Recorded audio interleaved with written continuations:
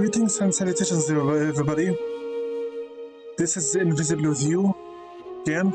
Let's playing Aragami, the 5th stream, I think. Since this has been one of the fastest projects so far. Since currently we are at chapter 12, Ascension, and the game is nearing its ending. I'd like first and foremost to apologize for the lack of commentary in the previous videos. I was able to commentate or speak, I would have, but also again the Aragami and Aragami 2, just like its sequel, are both AA indie games, so they are not necessarily long in their length. It's okay, even after the game ends we still have Nightfall DLC to go through. I'd like to give a very big shout out and very special thank you for Arfurel for joining with me in the last session, even if it was merely throughout the commentary. Yes, this time I am recording also the voice. Very good, very good. I'd like to thank you very much, Alfred, for speaking with me in the chat. I have no idea truly how much the difference is between speaking Let's Player and non-speaking one. I thought streams are just Let's Plays that are being done online in real time, that's it. After Aragami, I will try to find something else to do. For now, I'd like to enjoy every last moment of this game. Before we start, I'd like to my usual prayer. So, peace be upon all of my subscribers, returning ones and new ones. Peace be upon all of my viewers, online and offline. Peace be upon all of my fans, followers, and friends, and family. For my friends, peace be upon my name: Thunderstruck Gaming, BH09 Gaming, Lux Bar, Marcos, Nitro Crash, Mark Icy, Rogagent Clarodan, Cryfield, ZBTV123, Matthew 1121, Slugger the Cruel 85, and since I do truly owe this to Arfurel, I think it's just about right now. Yeah, online before your eyes. Go for this. This is for sticking with me last night and keeping me company. Here we go. Online right for your eyes. Properties for peace be upon. Here you go. Okay? And now, here it is. Go back to the game.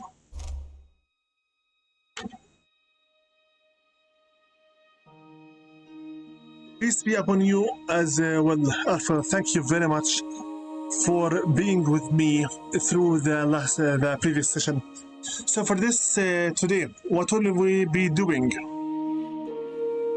I'll try my very best to finish the game today, and also we will be pausing the action for some time, since once I get my hands over the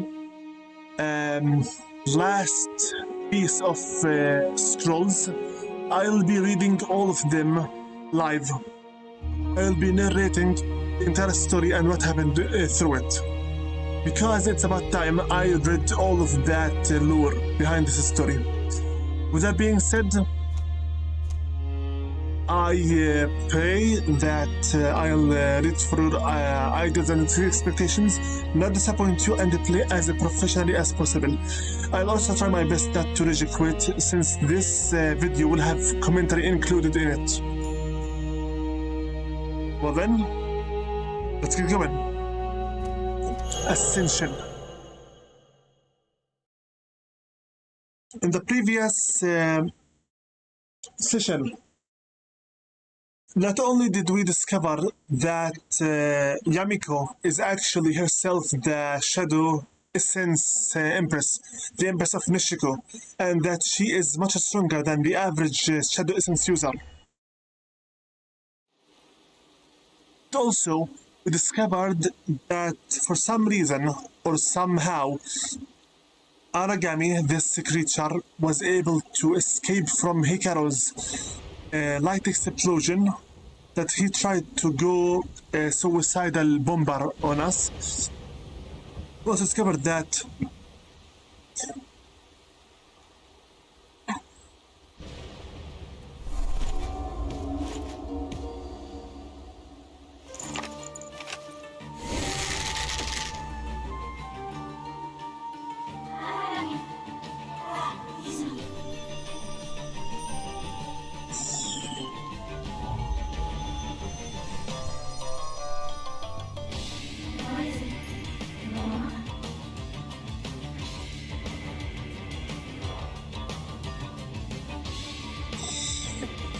so since the cursed leaders of Kaiho made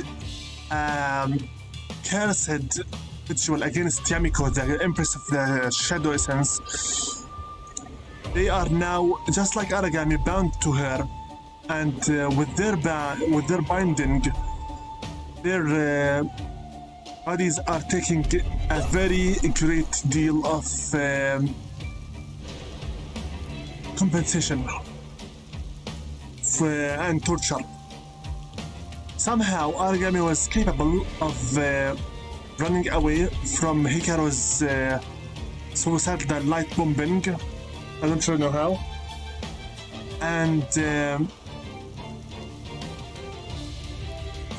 we managed to meet up with the different types of adepts and essence throughout the cursed holy palace in quotations of the other adepts.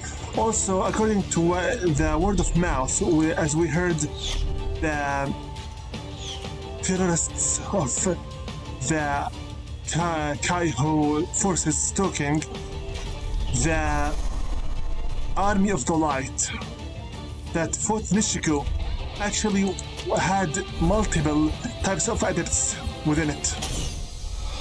All types of adepts were included in it. For some reason, my game is very laggy at the moment. They had adepts of earth, water, fire, shadow, light, and wind, all of them, including life essence adepts.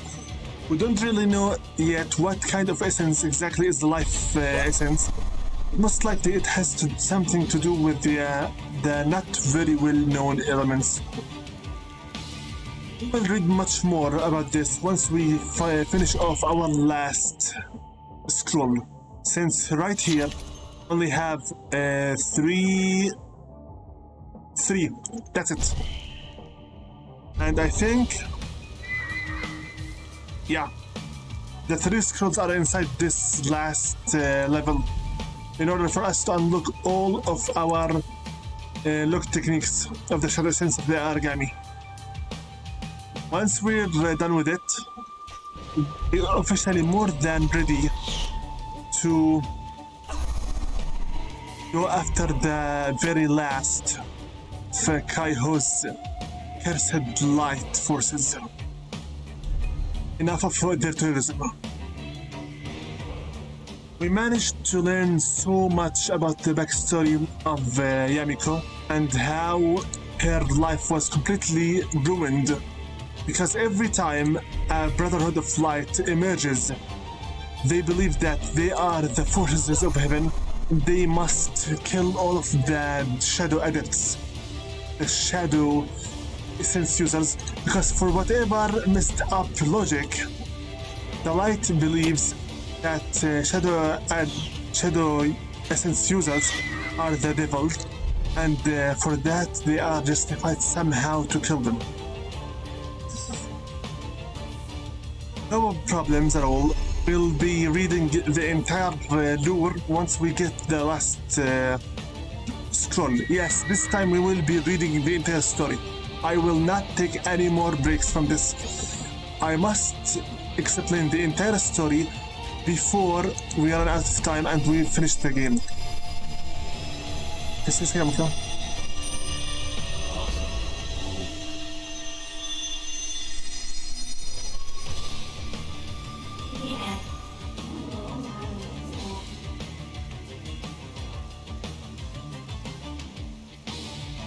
Also, I tried my very best.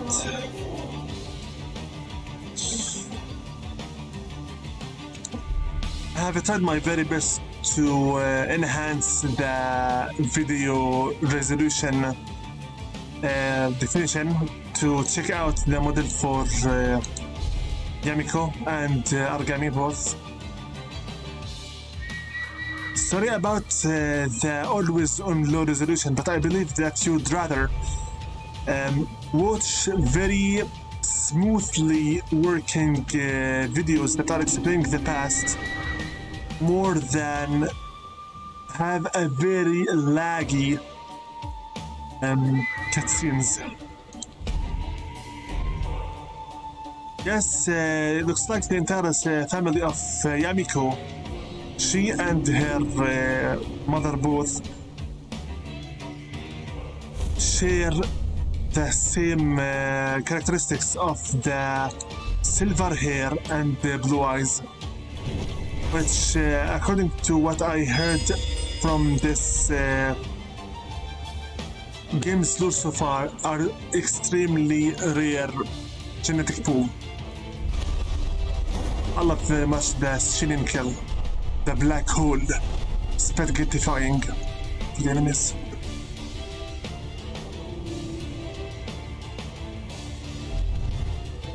Sora is so far the last remaining general of Kaiho, as you can see. She's very annoying, especially that they made her into an archeress, which magnifies her disgusting levels to the maximum. She's the most disgusting enemy yet. I hate archers. One more, and then we will have to sit down for story time. Literally, I'm not joking. As a matter of fact, those who befriended me long ago know very well that I am a very serious person. Literally, I do not. Since I have lived for too long, literally all of my life, with parents who keep making jokes for the sake of joking, I no longer can tell the difference between a joke or an intentional serious piece of information. Thus, everything for me is serious. Everything.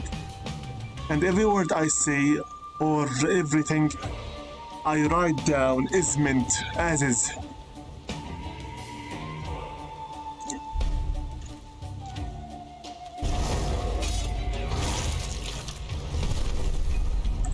Frankly, with all the time the game gave us to develop our understanding between Aragami and Yamiko's past, regardless what we read throughout the lore or what we discover throughout the last places of the game, I believe highly that Yamiko is completely justified for her vengeance, for her desire for revenge. I believe myself to be a radical person. I believe that if someone is killed, the only justifiable, the only acceptable punishment is death.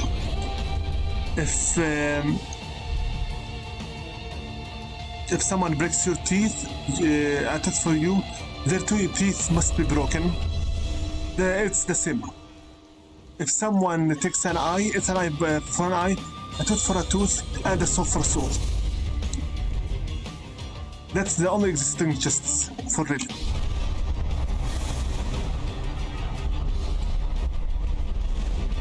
So,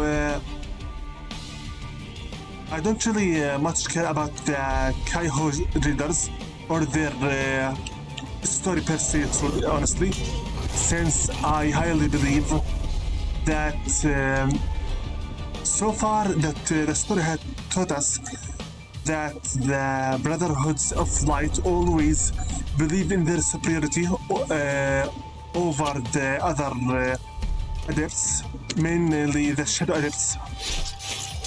They always believe that the Fire Adepts are the brave ones, the Water are the calm ones, the Light are the good, and the Shadow Adepts are the evil ones.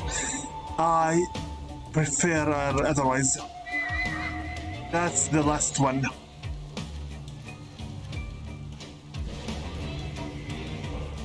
Okay? It's about time. Yes, everybody, ladies and gentlemen, viewers, and those who place the Let's Play just in the background. It's about time. I have with me here my mug of coffee, and we are right now in the middle of the 12th mission. We will be taking a break from the gameplay, and we will be now reading the entire lore for this game once and for all. We have 23 volumes for Hyo's Chronicles, we have 15 volumes of Tsuyoshi's Notes, and we have 16 volumes of Yuki's Chronicles. I'll start first and foremost with Tsuyoshi's Notes, first and foremost because they take place in the 5th age, while Hyo's Chronicles take in the also 5th age, but oh no, don't screw me. Regardless, we'll just start with Tsuyoshi's Notes because they are the world building bricks. Shall we start? Most of this video will be reading lore. Once we finish with reading all this lore, we'll be continuing on the game and possibly finishing it. So, Tsuyoshi's Notes 1. Yes, we are reading this. May 20th, year 27th of the 5th stage. The vital essence, or simply essence, is what we call the energy that flows inside any living being, just like blood. I've studied it for many years, and yet so much is still unknown. Basically, that chi energy, or the ki energy, I think. In the same way, the heart pumps red sap through our veins. Essence has also a circulatory system and a center, although it is more like a river than a pump. It generates its own motion. It generates its own existence. That center, as well as the essence, is known by many names depending on where in the world you are, but here we call it the soul. So for them, this essence is literally the soul. When the fire adept lights a bonfire with their bare hands, or when an earth adept cracks the ground, they stand upon the tiniest of movements. Essence is being emitted from their bodies and channeled into the world through an element. As far as we know, there are 7 pure elements: fire, water, earth, wind, light, darkness or shadow, and life. Then there are the hybrid elements born from the mixture of the pure elements, but I'll leave those for another time. So this is not a case of Avatar: The Last Airbender. This is a case of 7 pure elements: fire, water, earth, wind, light, darkness, and life. Okay, Adept, Volume 2. September 1st, year 32 of the 5th age. More than once, I've been asked if an adept of a certain element is born or made. Well, It's true that you can be born with an innate inclination towards one element, but this only means it will be easier for you to use it if you decide to study it. It will still not come naturally. It is like a canvas. When you are born, your soul is a blank, and it is you who decides which color to paint it, from fire red to water blue to shadow black.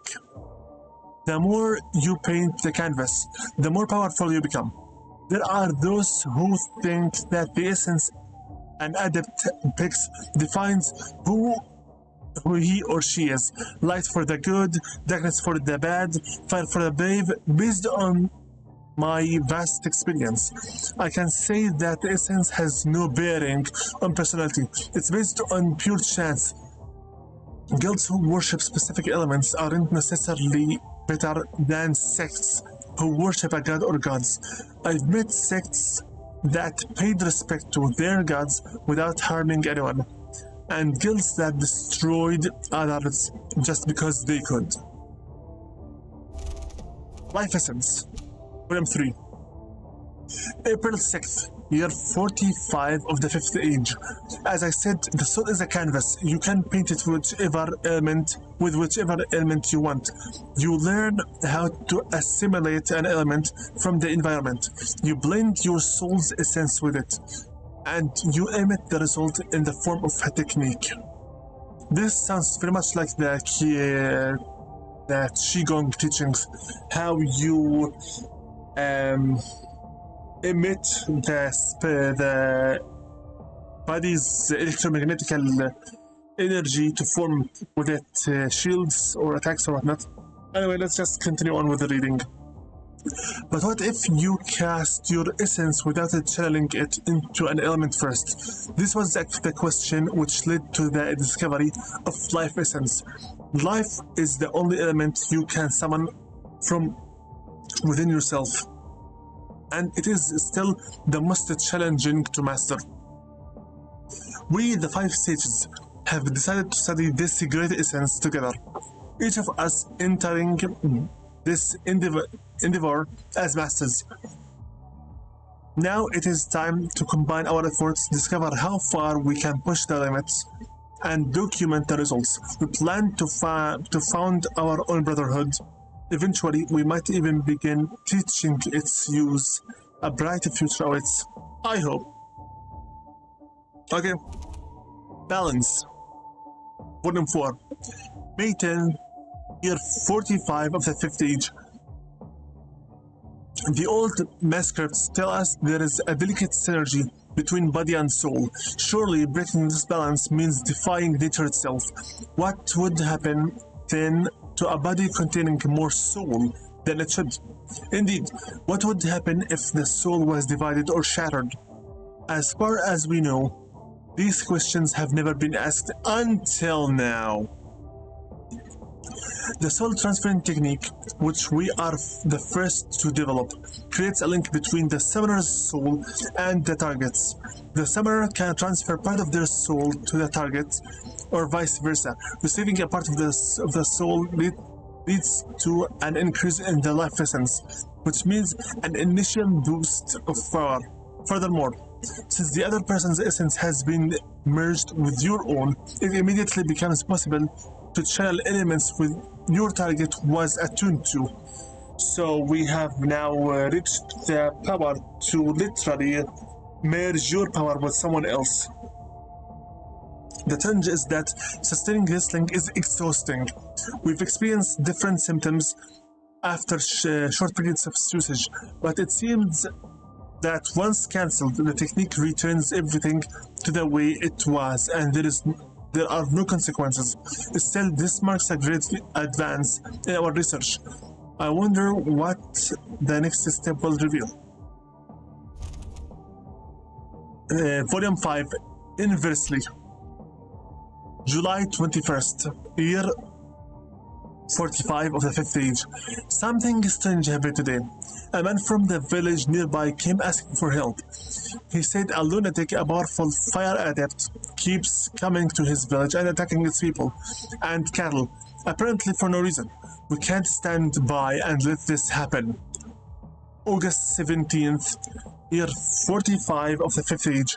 The next time the mad fire adept emerged to attack, we were waiting for him. He was powerful indeed. Some cultures form entire sects around adepts who hold such power and follow them like gods. Luckily, this man had no sect. It was pointless parleying with him. He attacked on sight, a frenzy behind his eyes. It wasn't long before our battle began to damage the town. Then we came up with an idea. One of us held the guard, while two others used the soul transferring technique on the man. But this time we did it inversely, taking part of his soul. The effects were immediate.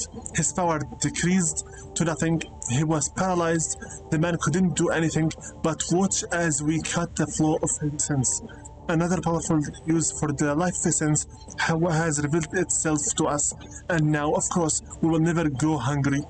The villagers shower us with offerings. So these supposedly cursed researchers now are playing God officially. They developed a technique that they can take the life of someone else, take it as their own, deprive the owner of his power, and somehow control everything on their own. This is the start of a tyranny. I don't care how strong this fire adept was. You have no right at all to take his soul from him. You have no right to take his power from him, even if he's attacking you. This is cheating. Also, sects think that such strong people are gods. Now you are literally playing God with this power. You have no right to do this. Volume 6, The Sealing Technique. August 20th, year 45 of the 5th age. It was clear that the soul transfer technique was a powerful tool for weakening enemies. Nevertheless, a substantial drawback is that the summoner needs to stay perfectly still and very focused. Otherwise, the link will break and the technique will be cancelled. We must experiment further. Although I have truly no problem with the human experimentation, since it is the only way to advance the science, spiritual experimentation is where the line is crossed. September 9th, year 45th of the 5th age. We've done it. I myself performed the experiment with one of the other masters. We broke the life link while transfer technique was active, locking a small part of his soul in my body. The very instant it was sealed within me, I felt his essence emanating through my chest and limbs. The limit of my power has increased, and conversely, his have decreased. Proportionally, as with the soul transfer technique. What is the difference here is that this transfer now lasts until I make a link between us. Unsealing his soul from within me, we have decided to stay like this for a few hours and document any effects in the short term. This could be a revolution. So not only do you take the soul from its owner, but you right now also own it for yourself. Basically, you are a thief. You stole his soul, you keep it within you, and feel his own life force inside you. This is theft. The soul should not be toyed with. Volume 7. Effects of the Seal 1. September 11th, year 45th of the 5th age. 2 days have passed. The seal persists. It has taken so little time to gather so much important data. It seems that although a soul is divided, an imperishable connection remains between its parts. I can feel my partner's precise presence through the part of his soul inside me. He can feel where I am too. This connection seems independent of distance. We've done some tests. No matter how far away or obscured we were, one of us was always able to find the other in no time. September 12th, year 45th of the 5th age. Last night I heard my partner's screams while I slept. I woke with a start, thinking that the nightmare was in my own mind. The second time his screams reached me, I rushed to his room immediately. He was lying on his bed, asleep, evidently uncomfortable, but not in any pain. I realized nobody else had heard him. Then another scream, louder than the others, covering my ears, didn't help. I woke him, and the screaming stopped. He was having a nightmare. I could hear his dreams. This is now the level of merging yourself, your own mind with his own. This is wrong. This is wrong. The effects of the sealing of the seal 2, Volume 8, October 5, year 45 of the 5th age. Each of us have performed the same technique with each other and released the link after a few days. The results are conclusive. Telepathy is possible between subjects who share soul fragments. One can communicate with the other, and the link can even transfer memories and feelings.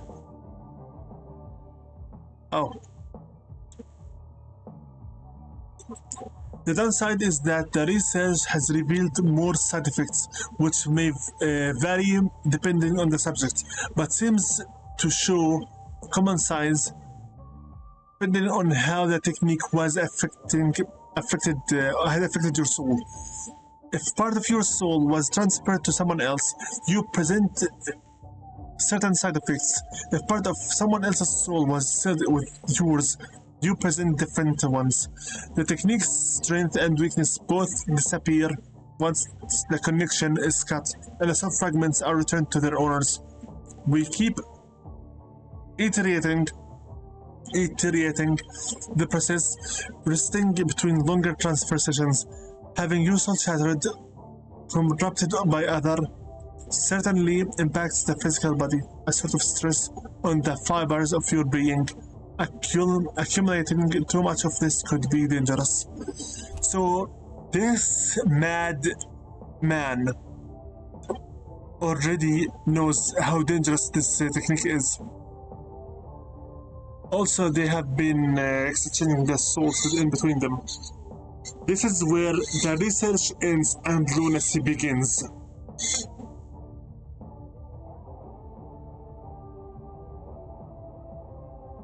Once again, I have no problem with the human experimentation as long as it will serve developing your research. I honestly, morally, I accept it, human experimentation. But spirit experimentation is beyond the boundaries, sorry, no. Volume 9, Effects of the Seal 3, November 23rd, year 45 of the 5th age. We conceived of this technique as a tool to weaken dangerous enemies indefinitely, yet after 2 months, we are still discovering new uses for it. Once part of somebody else's soul is sealed with yours, it's possible to transfer this fragment to yet another subject. All of it,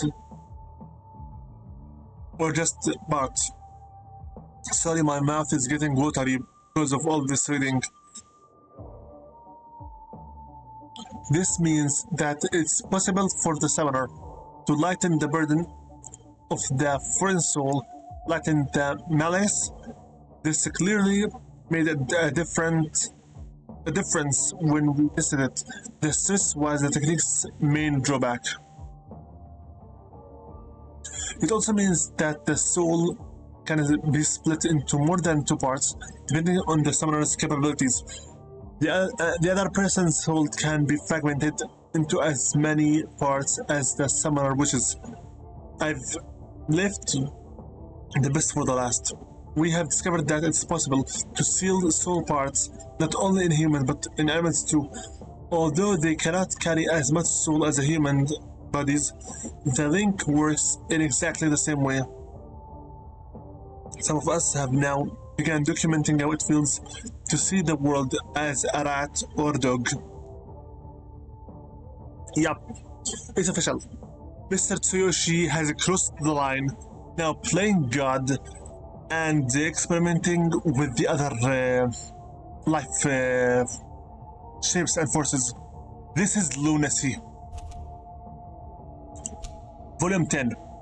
Effects of the Seal 4. December 27th year, 45th of the 5th age. Fascinating, utterly fascinating. Yesterday morning, we found Sohto, our dog, dead. I sealed part of his soul within me a week ago. This is unprecedented.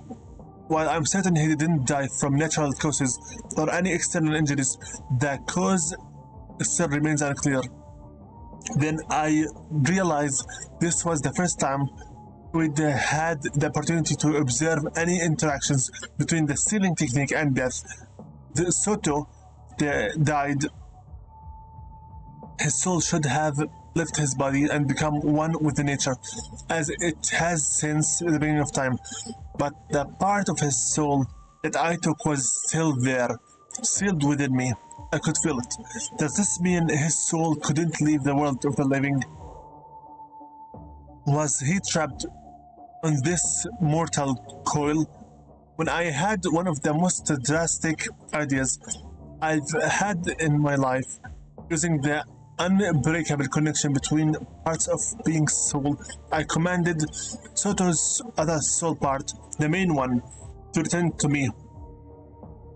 Once it drew near, who knows where from, I directed it telepathically into Soto's body. We all watched speechless as Soto's body stood up and started running around the room. We may have discovered immortality. This is bullshit. This is bullshit. This is bullshit. This is bullshit. This part is bullshit. So you're telling me that the only way for you to be immortal is from who knows where from. You need to steal someone's soul inside you and keep it there. And then somehow, out of the nowhere, you summon its main soul and return it back to the body. This is bullshit. This means you need to keep unbreakable connections between everyone's souls, because it cannot be created. You just summon it from the nowhere and you keep. This is lunacy. This is bullshit. Sorry, this is bullshit. Immortality is not for the humans. It's not for the mortals, and specifically, it's not for us. This is bullshit. You somehow telepathically was able to control someone's soul to return it forcefully back to its body. I mean, what you have right now literally is a zombie. This is a zombie that is living beyond its time. Soto should have died. This is bullshit.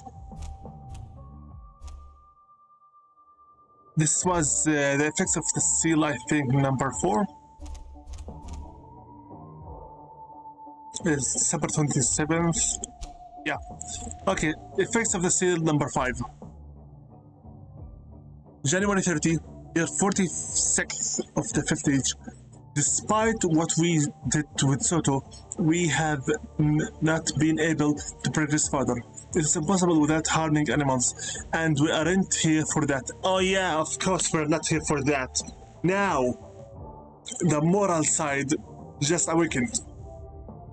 Hopefully we'll find a method in time. This is lunacy. Besides that, however, we've made another amazing discovery. Animals are now forbidden, but it has transpired that soul fragments can be sealed in objects. Until now, we've thought that soul transfer requires a soul on both sides, the transaction. But once again, our research has born new marvels. Basically, a Horcrux. A Horcrux. What's a Horcrux? It's the same way as in Dungeons and Dragons. When you wish to become an undead lich, you somehow take out your soul from your body and place it in another vessel that does not die and does not decay. And then your body will remain immortal because your soul supposedly will remain in connection with your body throughout that vessel, Horcrux or whatever, which is also bullshit because a body without a soul is a corpse. The end. A shortcoming of this technique is that we can't see a soul fragment in any random object. It seems to be more complex than that. The summoner needs to have a strong sentimental connection with the object of transference. Precisely how this relationship works is still a mystery to us, but we can guess that a channel of life essence is built within any object of someone's affection. The size of that fragment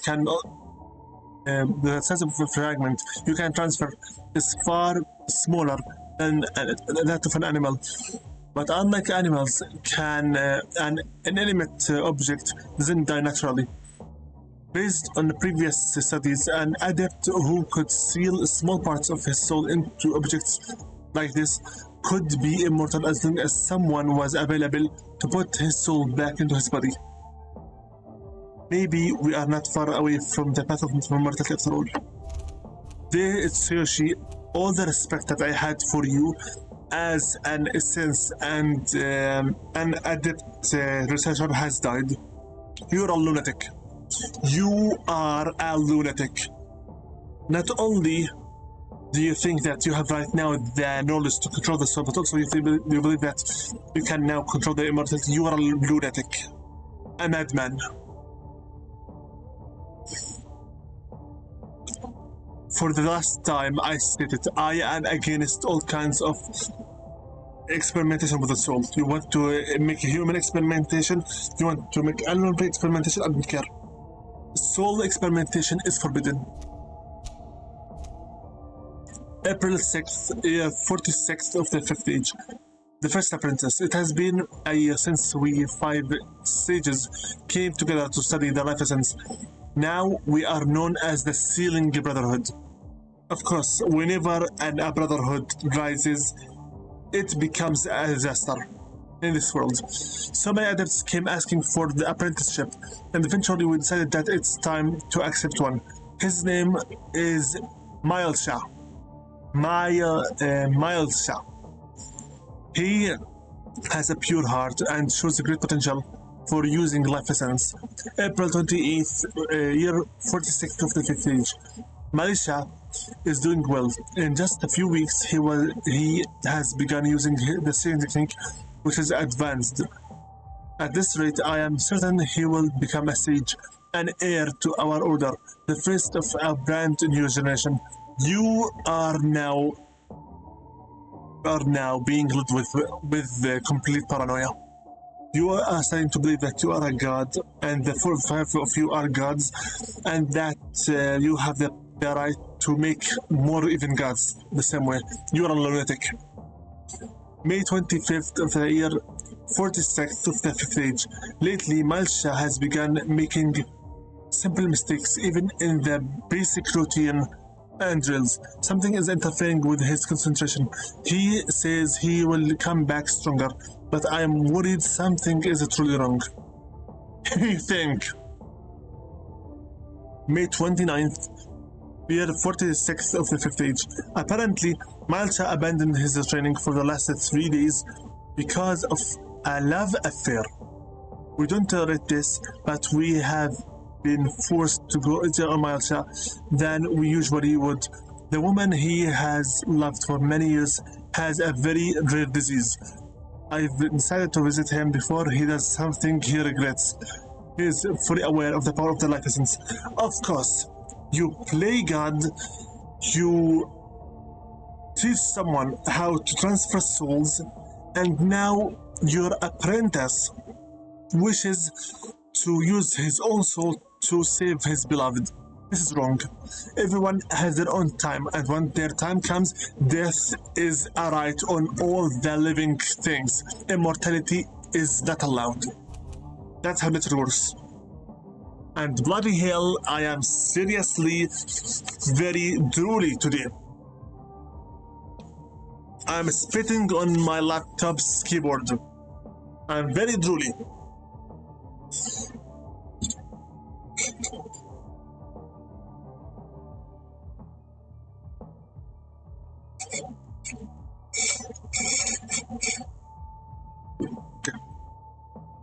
Volume 13. Time to think.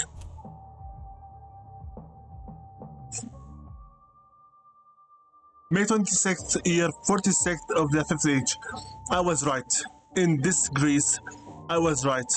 By the time I reached Malcha's house, it was too late. His beloved must have been on her deathbed. He tried to return his soul using the sealing technique, but his body couldn't withstand. It was foolish to show him such an advanced and perilous technique in the first months of his training. I'm certain he was well aware of the risks and did it with his best intentions. But now his death weighs heavily on our shoulders.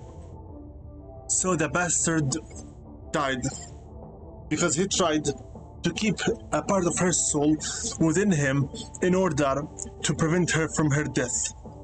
This is what happens when you play God, you moron. The incident made it clear.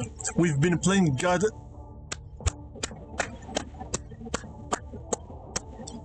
The incident made it clear. We've been playing God long enough. Death to you all. Death to you all. Death to you all. And I mean it literally. Cursed humans. You really think that you have the right to toy with the souls as much as you want. This is what happens. Souls are not your league of studying. The same technique is now marked as forbidden. We have dissolved the Brotherhood. Too little, too late, morons. Too little, too late. Indefinitely. In this way, we will give ourselves time to think about the past, the present, and the future. We each used the sealing, the forbidden technique on each other so we can stay in touch, regardless of the distance between us. Malcha always wanted to visit the arid lands. Maybe that's a good place for a new start. Tsuyoshi, you're a moron and a lunatic. Reincarnation, Volume 14. August 23rd, year 46th of the 5th age. I arrived in the arid lands some weeks ago. Rumors were right about the weather. I have never sweated so much. I never completely ran out of sweat like I have here. Luckily, I found a good place to live. Up in the mountains, situated not far from a small village full of light adepts. The way they use the light in the worship is inspiring. Whenever I feel particularly longing for human contact, I'll go visit them. With everything that has happened, the forbidden technique, the sealing technique, you mad moron. Soto, Malcha, I can't stop thinking about reincarnation. Of course, once you start playing God, you can never stop. I've heard so much superstition about it from so many different cultures, but never actual facts or methods. We never even thought of looking into it further. It was nothing but fantasy. It is fantasy. Reincarnation is impossible. And then I saw Soto come back to life. Please, buddy, do not put your beliefs on a mutt, okay? The gap where his soul should be filled up again like a goblet at the feast. He recognized us too, just like before. What would have happened if I had put the dog's soul into a different body? Wow! The lunatic now wishes to create humanoid mutts. As if we don't have already enough of this in the world as is. Tsuyoshi, you have fallen far from grace to the point where I doubt you have any place in heaven left. If there was a heaven in this world of Aragami to begin with, that is. You have fallen from the grace too far. You are a moron. Would he still have been able to recognize? Probably not. Memories lie in the brain. Duh. Not the soul itself. Duh. But does the soul carry an imprint of its body? No. Of the body's memories, are they etched into the soul like stains in glass? If I had to put a different soul into the dog's corpse, would Soto still be Soto? Dear Lord, my brain cells. I don't think so. The soul is an important part of your identity. Dear Lord, I just wonder, what if I put Melissa's soul into another body? Would he himself be present in the body, living or dead? Would he come back? I have to stop thinking about it. Bruh. Tsuyoshi, shut up. Tsuyoshi, just shut up. You played God for so long, you created a brotherhood of blasphemy, of lunatics who thinks that they are gods and they can create immortality, and then your first ever apprentice killed himself because he tried to practice the sealing technique to save another human being, and they both died. Enough lunacy already. You're a moron. Volume 15th, A New Era. September 9th, year 46th of the 5th age. I've been taking care of a bird's egg I found on the ground. It must have been knocked out of its nest. A miracle it survived. Today it cracked and a raven chick emerged. Perhaps this will help make my days slightly less lonely. I think I'll name it Kibo. A raven. Well, it's better than a crow.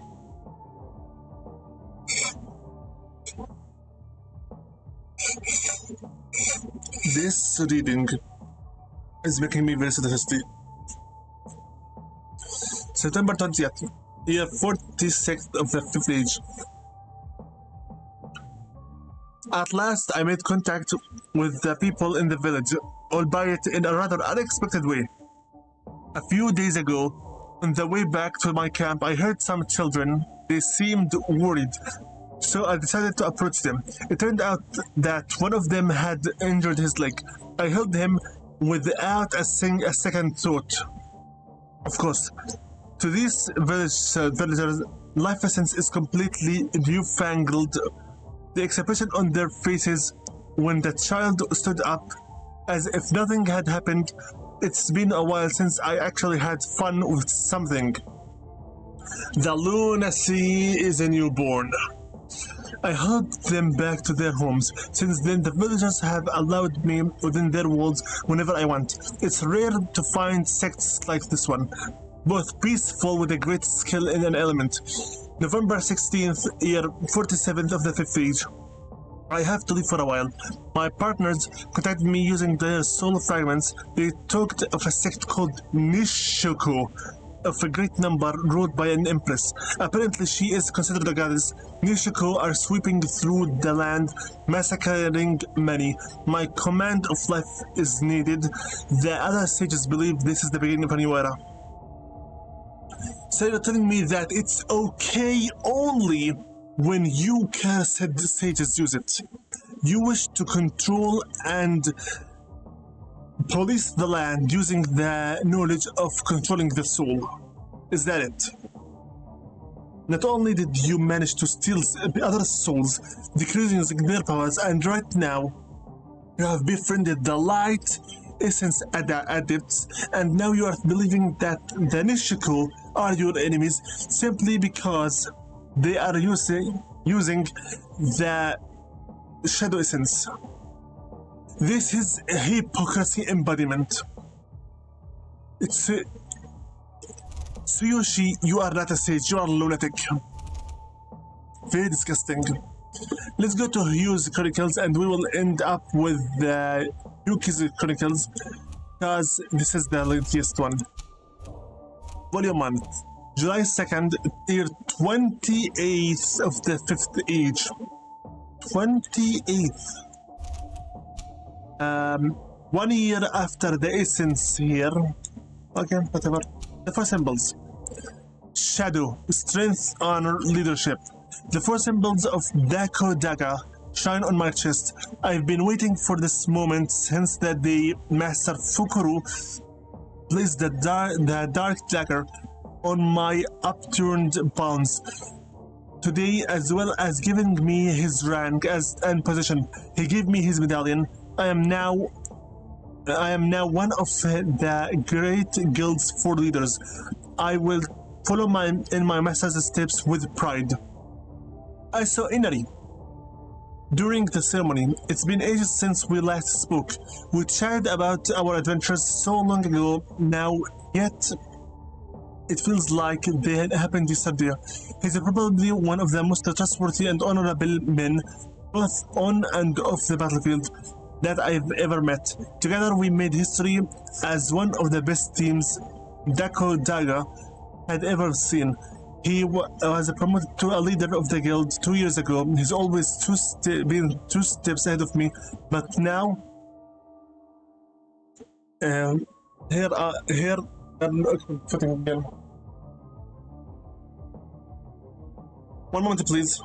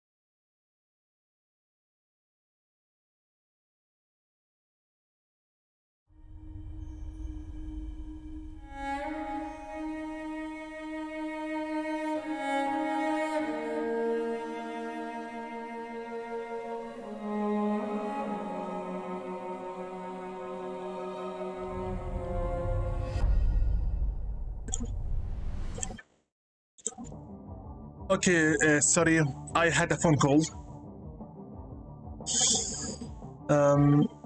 So yeah. In Heroes of Chronicles first volume, he and Inari both are now leaders of the Dakodaga guild, and they are friends in it.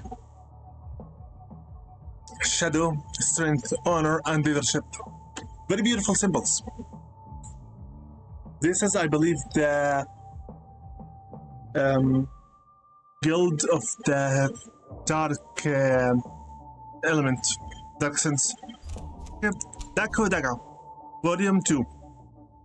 Master Fukuro told me about the story of the guild, about how it has all worked for decades. Since it was founded generations ago, Dakodaga has been well known across the continent, almost mythical in status. The best shadow assassins in the known world stand in our ranks. We are invisible and lethal. Our income depends on the contacts we accept: espionage, theft, assassination. But we always reserve the right to refuse a contract that conflicts or interferes with our interest. This country hasn't experienced any true internal conflicts since Dakodaga was founded. And that's because the guild itself has cut down any sprout of corruption or tyranny in the government at the very first sign of it. Almost like the Asuma from Tenshu. And yet, we remain invisible. The shadows lingering by the feet of society. Dakodaga was created to be amorphous and nomadic. We have 4 leaders who lead the 4 disparate groups of our guild, each spread around the country, ensuring that the organs of power, command do not rot into dictatorship. As long as Dakodaga remains vigilant, peace and stability is assured across the nation. My heart swells with a pride with the thought I am one of this guild's great guilds for leaders. This man is filled with honor and pride. I respect that. Volume 3, A Bright Full Moon. February 12, year 29th of the 5th age. It turns out paperwork is a great destroyer of leaders' time. I miss the old days. Inari and I picking routes into impenetrable forces, collecting secret information, slitting the throats of our enemies. I miss the fatality, the living. At least now we're both leaders of the guild. I see more of him than ever. March 9th, year 29th of the 5th age. I have to pull myself together. Today, after one of our meetings, Inari introduced me to his fiancée, Mitsuki. Their engagement was only announced recently. He told me that she's a member of the ancient and famous Shirokitsu clan. When she entered the room, it was as if time stopped. That long white hair, those blue eyes like a bright full moon appearing through the dark clouds of the night. I am ashamed of my thoughts. I must put her out of my mind. I want to be able to look at Inari's face anymore. Otherwise, what was he thinking anyway? Bring a woman to the leaders' meeting? Wow. I'm saying wow about the beauty that she has. Long white hair and blue eyes. Basically, she's an albino. Still, albinos all have their own beauty, I think. Enchantment, Volume 4. August 21st, year 29th of the 5th age. For years, we've been holding the threats to the guild at bay, but now one of them seems to be gaining strength. A light guild called Saigosen. I've heard rumors about its leaders, 2 brothers, powerful light adepts, that use techniques no one has ever seen before. People like to exaggerate, still the guild seems to be causing problems in our neighboring countries. I've sent some men to gather information. I don't think Saigosen would dare set foot on our lands, but it never hurts to have an ear on the ground.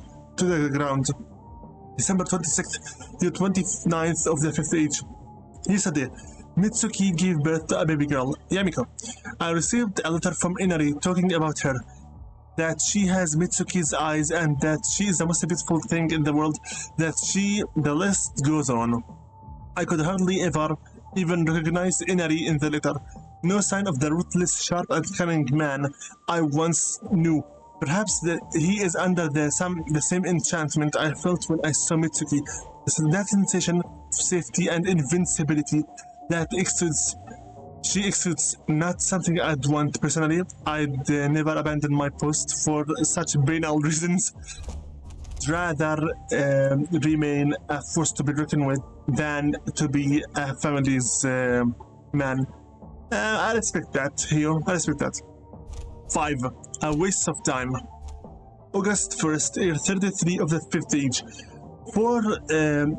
4 years after their first appearance, Saigosen has decided to cross our borders without permission. I can't understand why they would dare to do this. Maybe all the time they spent assaulting and killing farmers has made them feel invincible. Wow. A light adepts guild, Saigosen, is a terrorist group.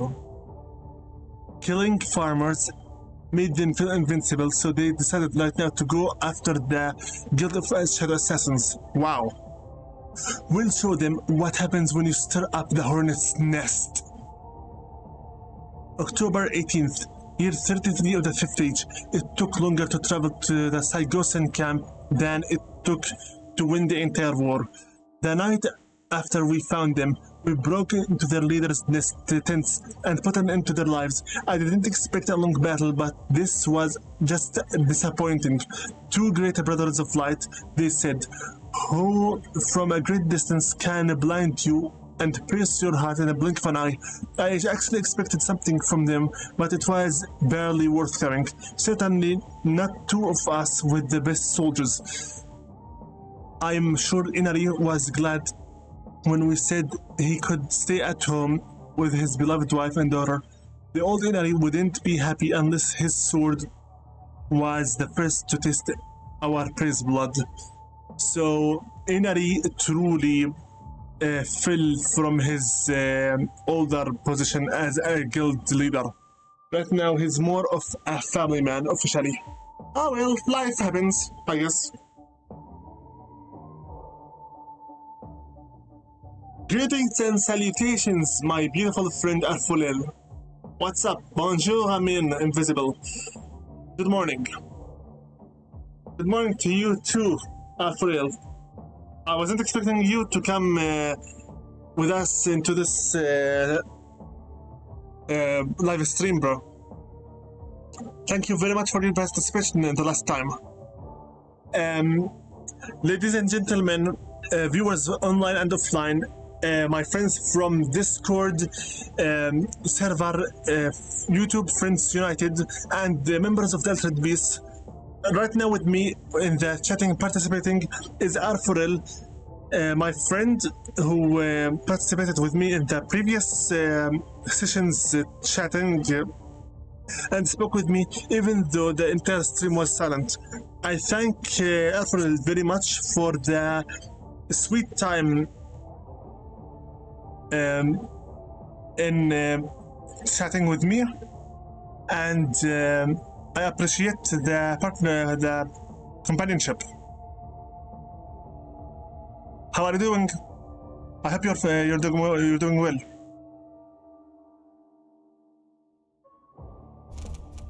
Volume 6, Anger.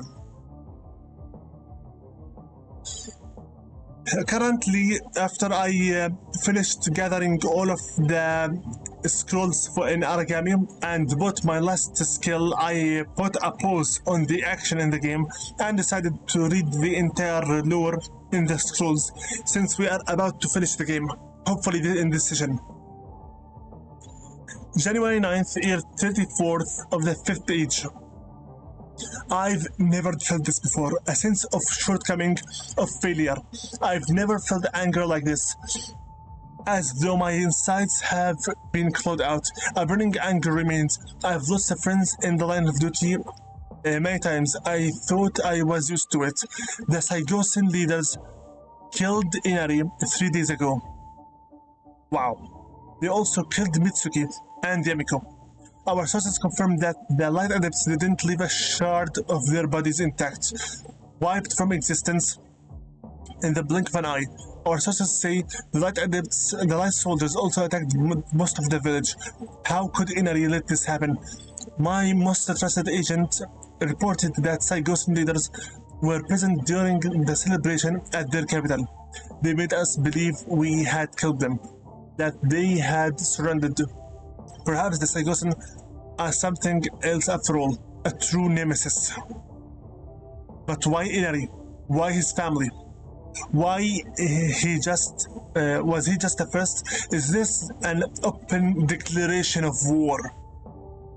I told Inari to bring his family here, to our largest encampment. I told him, but he didn't want his daughter to grow up in a place like this. He should have listened to me. So, Hugh is taking the killing of one of the guild's leaders and his best friend as a pure declaration of war, since these cursed Light Adepts, these playing God now, decided to purge the existence of the family of the three: Inari, Mitsuki, and Yamiko. Unbelievable. And they think that they are invincible just because they are Light Adepts, attacking and fighting, killing farmers indiscriminately. This Brotherhood of Light is literally a terrorist syndicate. They are killing farmers, they are attacking shadow people and shadow adepts, and they are also right now attacking the very security force of the country they are at. They are attacking Nishiko. Wow. Volume 7, A Long Search.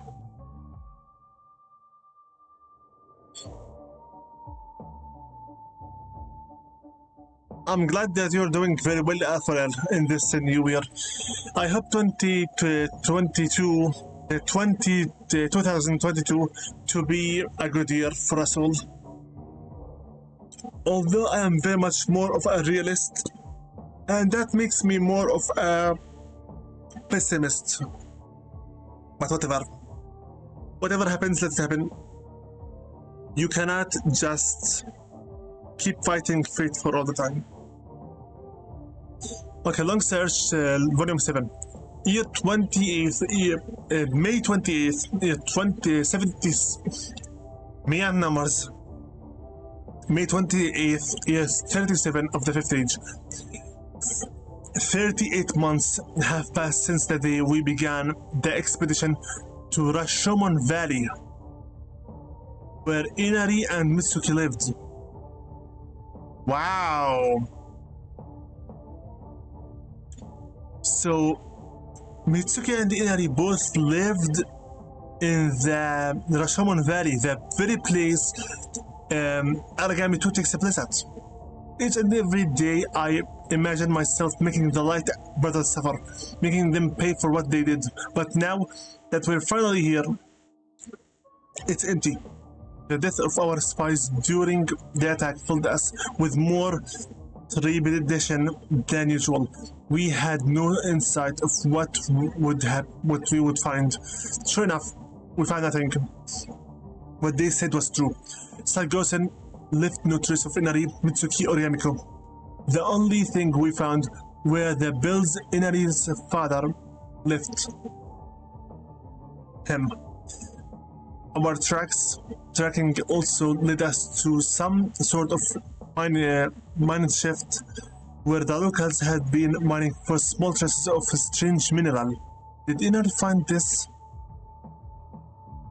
Wait, I think that perhaps Inari... Perhaps Inari is the one that created the Aragami? Since we did find someone in Aragami 2 that said they mined some mineral to create the origami. Let's just continue on reading. March 14th, year 39th of the 5th age. We examined the strange mineral further. I can safely say that this mineral was Saigosen's reason for attacking Inari's village. What? They could have struck anywhere else after they struck, but they didn't. They disappeared into the wilderness immediately after the attack. We have yet to find anything that would indicate their whereabouts. We've taken a fishing village east of the Great Forest and south of Sanzen Koze Lake. Some villagers seem to know about Saigosen, but refuse to say anything.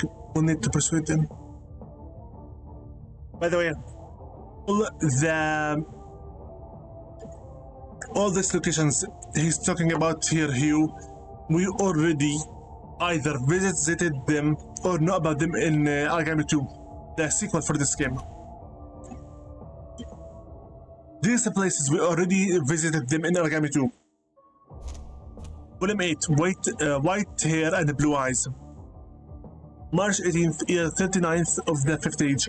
Sometimes I wonder whether someone or something really is in charge of our destinies. This morning, one of my men came to me with a prisoner, a villager that had returned home after hunting in the forest for several days. I asked what he had for me. He gave me a doll. A small ragdoll, crafted with care but very worn. It was an effigy of a woman with white hair and blue eyes. On her vestment was a motif, the Dako Daga symbol. Shadow, honor, what's it again? Shadow, strength, honor, leadership.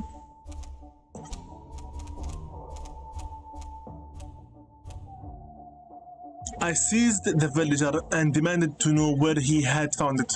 He said it was on the ground in the middle of the forest. I dragged the man back to my office and wringed every last drop of information I could out of him. This is the only clue we've had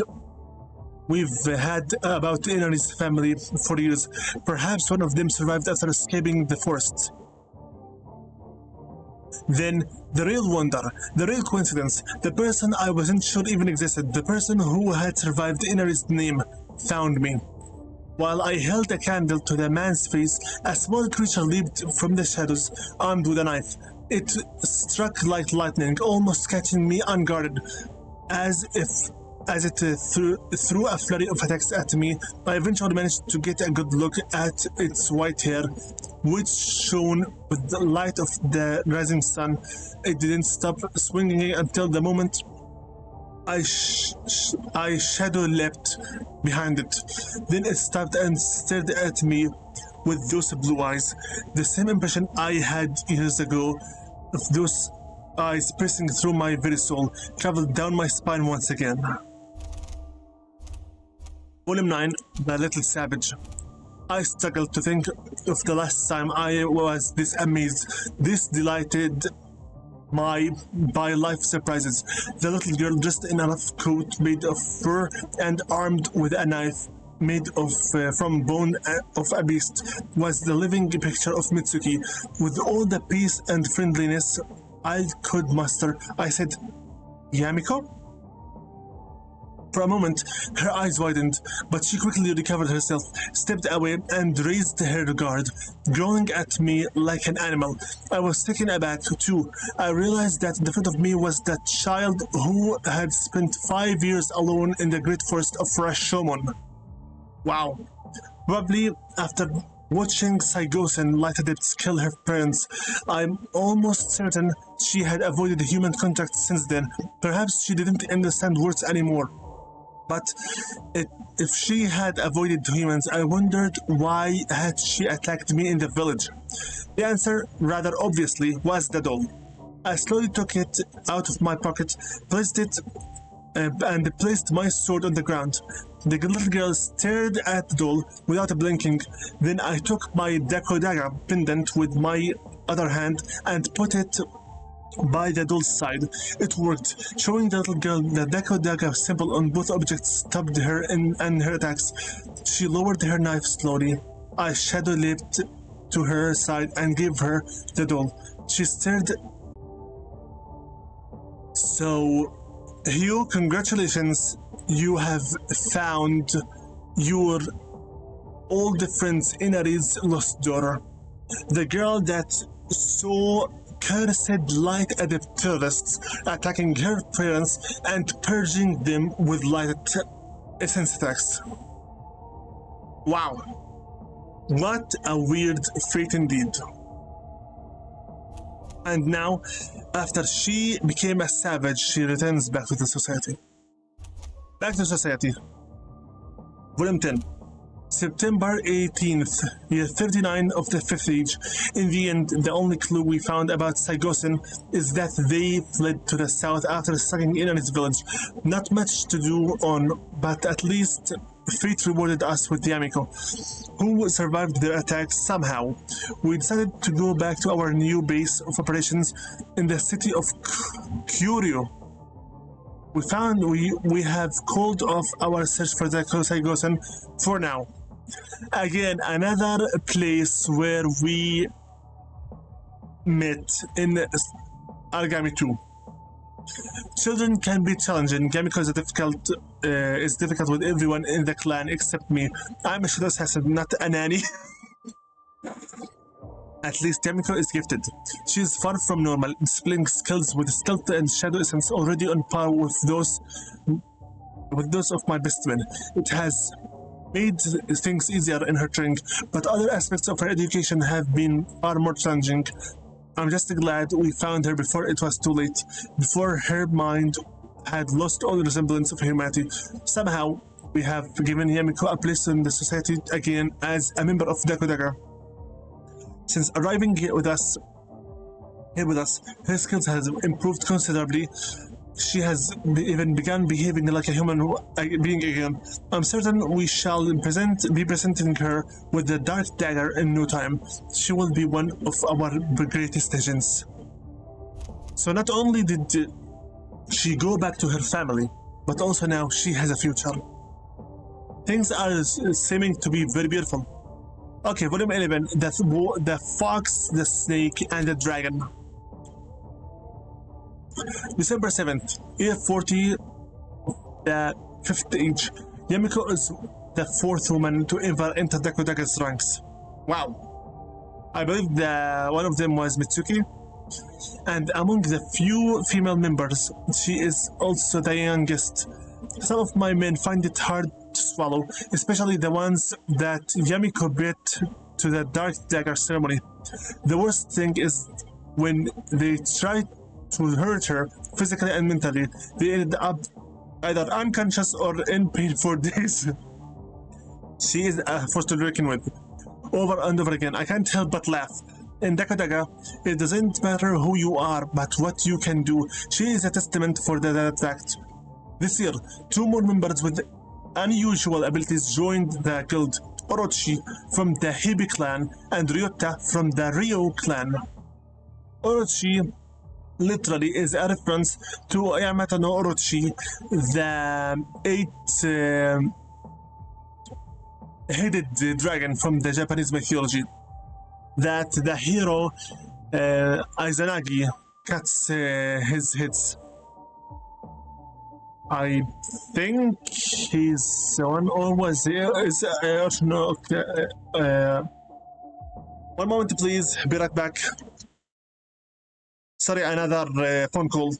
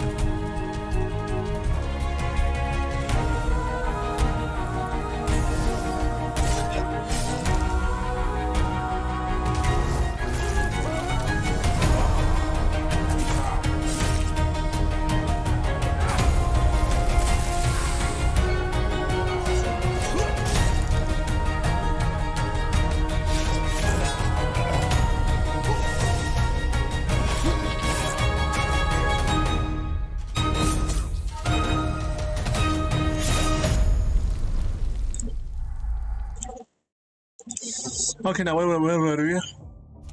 Well, I took the phone call. Yeah, I was talking about the Orochi. About Orochi, the name of Yamato no Orochi, the eight-headed great dragon that, according to the Japanese mythology, the god was he Izanagi, I think. No, not Izanagi. Izanagi is the one who created the entire world, supposedly, in the Japanese creation myth. It was Susanoo. Susanoo was the one who, after fighting with his sister Amaterasu, was banished to the land of the humans, Nippon Japan, and killed that serpent. About Ryota, I have no idea honestly what his name means, but I think that it has something to do with the dragons. The Ryu clan. Both clans have worked their lands for eons, and the two boys seem to be at the peak of their abilities. I teamed them up with Yamiko. She didn't like the idea to begin with it, but she has learned to trust them. I can see it building like a chain forged with unbreakable iron. Daka has never witnessed a team so young yet so powerful. I even like their motif, which is the result of putting their family symbols together. The fox from Yamiko, the snake from Orochi, and the dragon from Ryota.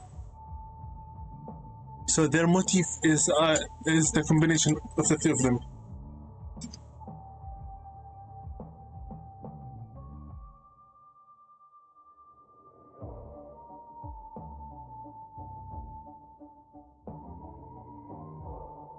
Sounds beautiful, especially for the young folk, for the youngsters.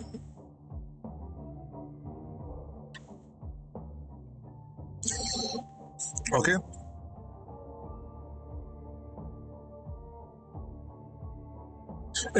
It is my duty as a leader to be impartial about all of my soldiers, but that isn't easy with the three truly special students under your wing. Well, okay. Great Potential. Volume 12. December 25th, year 45 of the 55th age. Yamiko turned 16 today. I can see Inari's will behind her eyes, but on the outside, every day she reminds me more of her mother. I realized last week that she has become a woman. It was one of those fleeting moments when you see something or someone familiar in a completely new light, as though you'd never seen them before. Today, she, Orochi, and Ryota were presented with a medal etched with their team's crest in honor of their great work. During the past few years, they had carried out every contract with unprecedented efficiency, conviction, and talent.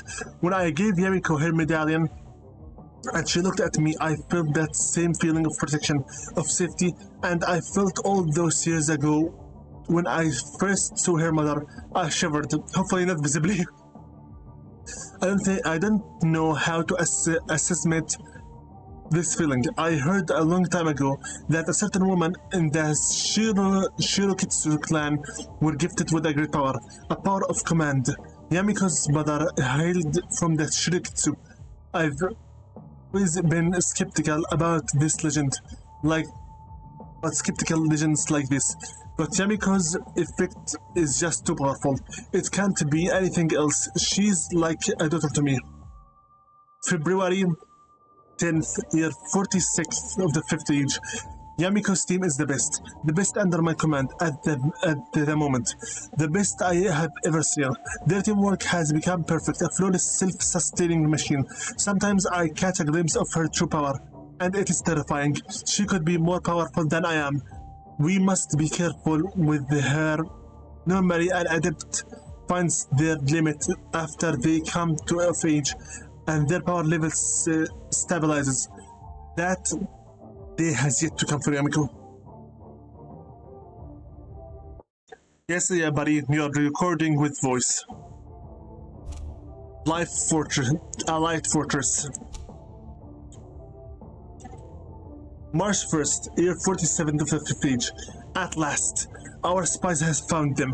We received a message detailing the location of Sygosin's guild capital, far south, north of the arid lands. A fortress city was spotted flying the Sygosin flag. Spies infiltrated the fortress and found the base of their power, their leaders, their resources, their plans.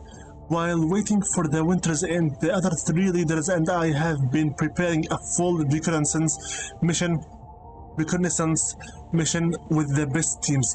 We need to know what Sygosin have been preparing all these years. After we found Yamiko, our best scientific minds discovered that the mineral Sygosin extracted from the mines near Inari's home had some kind of compatibility with the light essence. We have to expect the unexpected. They're talking about the very mineral that the essential ore from Aragami 2. That's the mineral. I told Yamiko about the mission. Her team is without a doubt the best we have. Even among the other leaders' platoons, I didn't want to leave them behind. But I didn't tell Yamiko that city was Sygosin stronghold. She doesn't seem to remember the flag, so I decided not to mention it at all. This is a recon mission. We can't reveal our blade, for we are ready to strike. We are going there to find out how powerful they have become and prepare our attack. Yamiko knew she was going where her parents' killers were based. She is intelligent and trustworthy, but her anger is a force to be reckoned with. We depart next week. So they are going straight out to Sygosin's own stronghold. Goddess 1. April 18th, year 47th of the 5th age. I am struggling to believe what I have seen. An unbelievable sight, an unbelievable fact. The recon mission was going well. We got all the information we needed to plan an attack, and we were preparing to leave at the agreed time. All the teams gathered at the meeting spot in the fortress outside the city gates, except Yamiko's. Every minute we waited for her. Ryota and Orochi was torture. If Yamiko found out that she was in Sygosin's headquarters, she would lose her mind. If she decided to fight, which she would, she'd sabotage our only good chance of crippling Sygosin for good, as well as putting herself in great danger. The light mechanism they had developed, the defenses we saw, made them far more dangerous than any force we know of. Suddenly, a loud explosion echoed across the sky. The top floor of the castle at the heart of the fortress burst into flames. While we stared, mouths agape, we jumped out onto the guard tower to get a better look, and what we saw left us even more speechless than before. Something was moving at a high speed through the fortress, avoiding the Sygosin soldiers' attacks before destroying each and every one of them with a huge sweeping blades of darkness. Within minutes, the figure shrouded in dark fog had destroyed the entire fortress. Eventually, silence fell and the ship made for us. Unable to say a word, we waited for the door to open to see what kind of monster would be in our certain end. The door opened slowly, and emerged from the impenetrable shroud of shadow was Yamiko's silhouette. Goddess 2. April 18th, year 47th of the 5th age. We were unable to speak as we watched Yamiko walk out of the city she had just destroyed. Ruined buildings, bodies, and dust were left in her wake. A lifeless gaze had fixed in her eyes. She stopped in the front of us. No one could move. I waited for her to say something. What did just happen? What had triggered this phenomenon? But her mouth didn't open. Not even for a moment. She just stood there. Gradually, the others started to bend their knees, in fear, no doubt. But I felt no fear. My concern for Yamiko's safety outweighed every other feeling. Then it struck me. She was alone. In a small voice, I asked her, Orochi and Ryota? She looked at me with glassy eyes and slowly shook her head. I ran to embrace her. So, Orochi and Ryota both died. And that we already saw in a previous cutscene within the game. Her only friends in the world were killed right before her by the cursed blades of Saigosen. Yamiko, April 19th, year 47th of the 5th stage. Yamiko woke up this morning after being unconscious for 2 days. I finally asked her what had happened, and as I'd feared, she had realized she was in Saigosen's fortress and was overcome with vengeance. Saigosen leaders had a secret weapon, a new defensive device that allowed them to kill Orochi and Ryota effortlessly, just as they activated the device, empowering themselves tenfold. Yamiko's sheer anger awakened the evidently bottomless well of latent talent power within her. We have to proceed too carefully. This situation will be difficult. Saigosen is no more, but now we must work out what to do with Yamiko, as half of Dakodaga now considered her a goddess.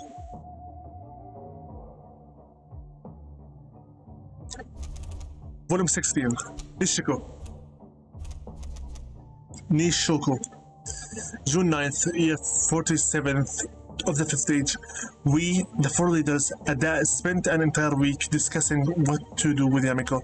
She hasn't come in terms with her friend's death yet, and spends hours in their mausoleum.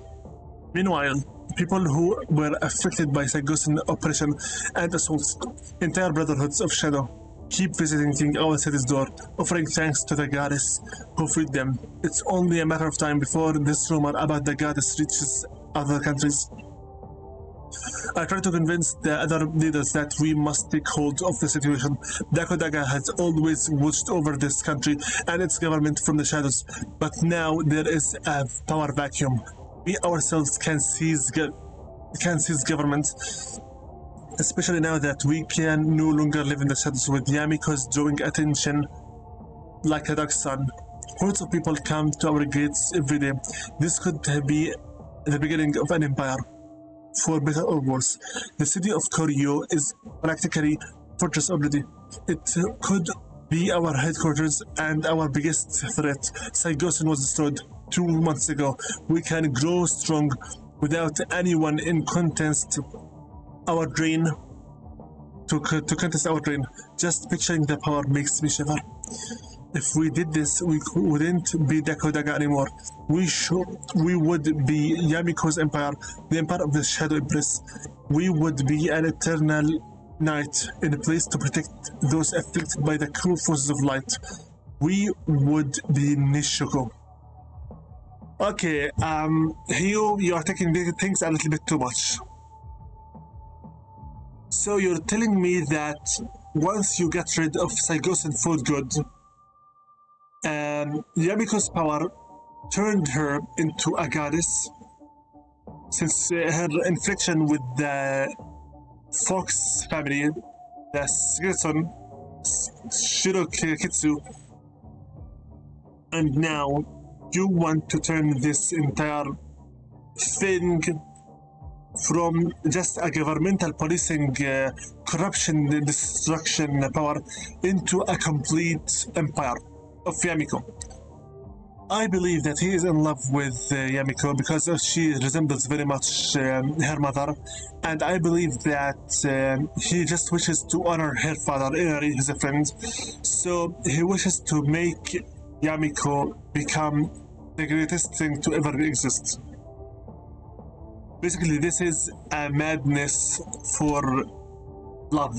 He loves Yamiko very much, to the point where he wishes to make her literally a goddess.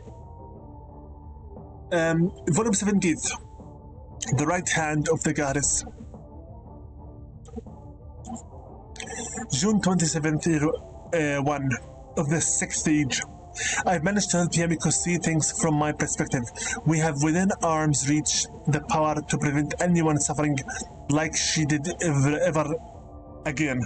No more arrogant light brotherhoods to take advantage of the shadow followers like they have for generations. Yamiko has agreed to be our empress, but she's so young. She doesn't have the knowledge or the experience necessary to rule. For this reason, we have agreed that I'll be her right hand. I'll stand by her side and give her my counsel. A new age begins, the age of the Shadow Empress. Even though I agree with you that the Light Adepts must be taken care of since they are completely mad, I don't think that what they're doing is wise. July 4th, year 1 of the 6th age, we have declared ourselves the sect of Nishoko. Our ruler, the Shadow Empress, 2 of Dakotaga's other leaders have also agreed to become counselors for the Empress. The 3rd leader has abandoned us. A traitor, a country's governor, sent a letter describing his displeasure with our actions. Dakodaga was the largest military force in the land, and for the most part, it has transformed into Nishoko. If the government has something to say, we will wait with bated breath. So, you could say that right now, Dakodaga turned into Nishoko. Nishoko right now, the armored forces of the government has declared themselves a stand-alone power from the government, and the government doesn't like where this is going. Prosperity. November 29th, year 5 out of the 6th age.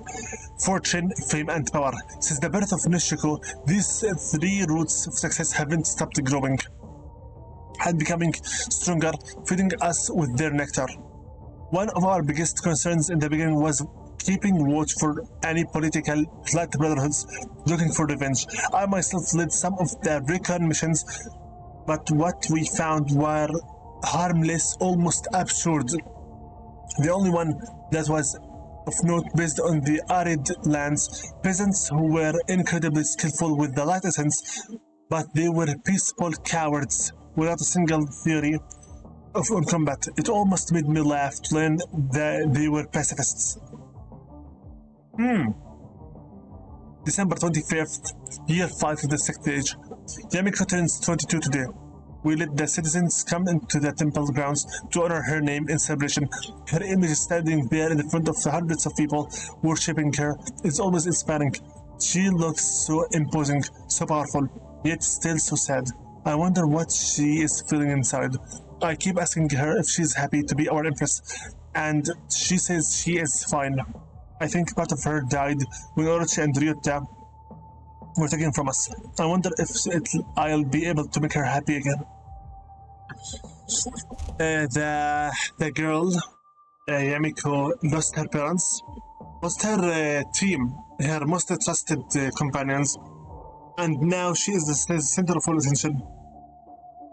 If I were in her shoes, most likely what she is suffering is depression. Because regardless how many people are with her, Hyo right now is her second father figure. So she is in a confused state, basically. The name Kaiho. June 28th, year 9 of the 6th age. A rumor gave me pause today. One of our spies, in the guise of a friendly merchant traveling south with the Eastern pottery, said he saw unusual activities in the Southern Brotherhood, named Kaiho. They were growing in number and gaining strength day by day. The Brotherhood is mainly composed of light adepts, as per usual. But masters of all the essences are in the ranks, from shadow to fire. The spy said they might even be planning an attack. The movement seemed to be so organized, the lips of their adepts were tightly sealed. I told one of the other counselors about my concerns, and he laughed it off. He said that Nishiko is so huge and magnificent that they couldn't even see it from their tiny territory, like a fly attacking a bear. Even if they had some strength, we had the Shadow Empress on our side. He's right, of course. Kaiho strikes. Almost done. May 30th, year 10 of the 6th age. They were smart. My commander's pursed lips were, when we met this morning, made it clear that we have been outwitted. The upstart Kaiho Brotherhood crippled villages and towns along our key supply routes and sabotaged our barricades and recruitment bases. Less than a year after we were made aware of their existence, this city is a fortress. Normally, I wouldn't be worried about an upstart brotherhood who had gained some numbers. But this isn't just a brotherhood. This is a myriad of them. Light adepts, fire adepts, life adepts. The biggest problem is that the earth adepts, my spies tell me, they are positioned at the rear of the Kaiho army. They are planning to send shockwaves beneath the battlefield to undermine the foundations of our walls. Our fortifications don't stand a chance against this. Flow and adapt. The field of the battle is a vessel. You must be a water. I have decided the best approach is to bring the fight to the vanguard. We must leave the city walls and face them. The Shadow Empress will be our last resort. 21. A deep wound. June 4th, year 10 of the 6th age. They did it. They were more powerful than we knew. They didn't even show a hint of their true power until now. My limbs tingled with anger. Anger at what they did to her. We were losing. Earth-Essence attacks battered the city's outer walls. Our men were pushed back to the limits. There was only one thing to do. I called her. She emerged from the city gates to end the cowards. But Kaiho's four leaders, the most powerful masters in their army, were waiting for her. They pressed the Empress back into the city, cornered her, but they were waiting for something. They were holding back. Then I saw him. The old man, they called his name Tsuyoshi, the lunatic of the life essence. He was making straight for Yamiko. I intercepted him, but before I could land a single strike, his hand rose and my limb failed me. Basically, the lunatic bastard stole Hyu's spirit essence. This thief. My energy drained away like the water from a sliced bamboo shot. The leaders pressed Yamiko back to her temple, and the old man turned his attention to her. I watched the vitality leave her face. I saw my chance, and plunged my blade deep into his flask. As he fell, he grasped my arm just above the sword hand. I'll never forget the pain. 1,000 fires burned from his fingers. I fell with him. Basically, Tsuyoshi, this lunatic that loved to play God, used his life essence to steal even more of the life essence of Hyu to take out his power. You have no right to do this. Cursed lunatic. Still, a ray of fortune shone on me. A handful of my men happened upon me during their retreat and shrouded me to the safety. One of them said the Empress had managed to kill at least one of Kaiho's leaders. As they dragged me towards our escape route, I watched the flags burn above the city. The Empress was defeated. Nishiko had fallen. So from the terrorists of Zygosin and now the terrorists of Kaiho. The light adepts never change. 22. Mausoleum of the Fallen. June 12th, 10th of the 6th age. My men tell me that the Empress isn't dead. She's being held captive by the Kaiho in our old capital, in Kyoryo. They have used a rare technique to entrap her. Apparently, she is catatonic, unresponsive, as if her soul itself has been captured. Of course, they ripped what never belonged to them out of her. These terrorists used the sealing technique on her, not just her body. I don't know what this means, but in any case, she is clearly past the point of helping herself. We will have to look for an opportunity. The old man must have helped them learn this technique. Curse the fool, and curse him really good. My muscles still twitch where he touched me. That day, I can barely hold a sword. I don't think the Asian king my bones will ever heal. May 30th, year 12th of the 6th age, an enormous, disgusting building has been built in honor of Kaiho's dead. Well, there's a place for Nishiko's fallen too, in the catacombs. To commemorate the anniversary of their victory, they have activated some infernal light device which casts an endless beam of light into the sky. Curse them. We will have our revenge. My men trained every day. Our camp slowly grows.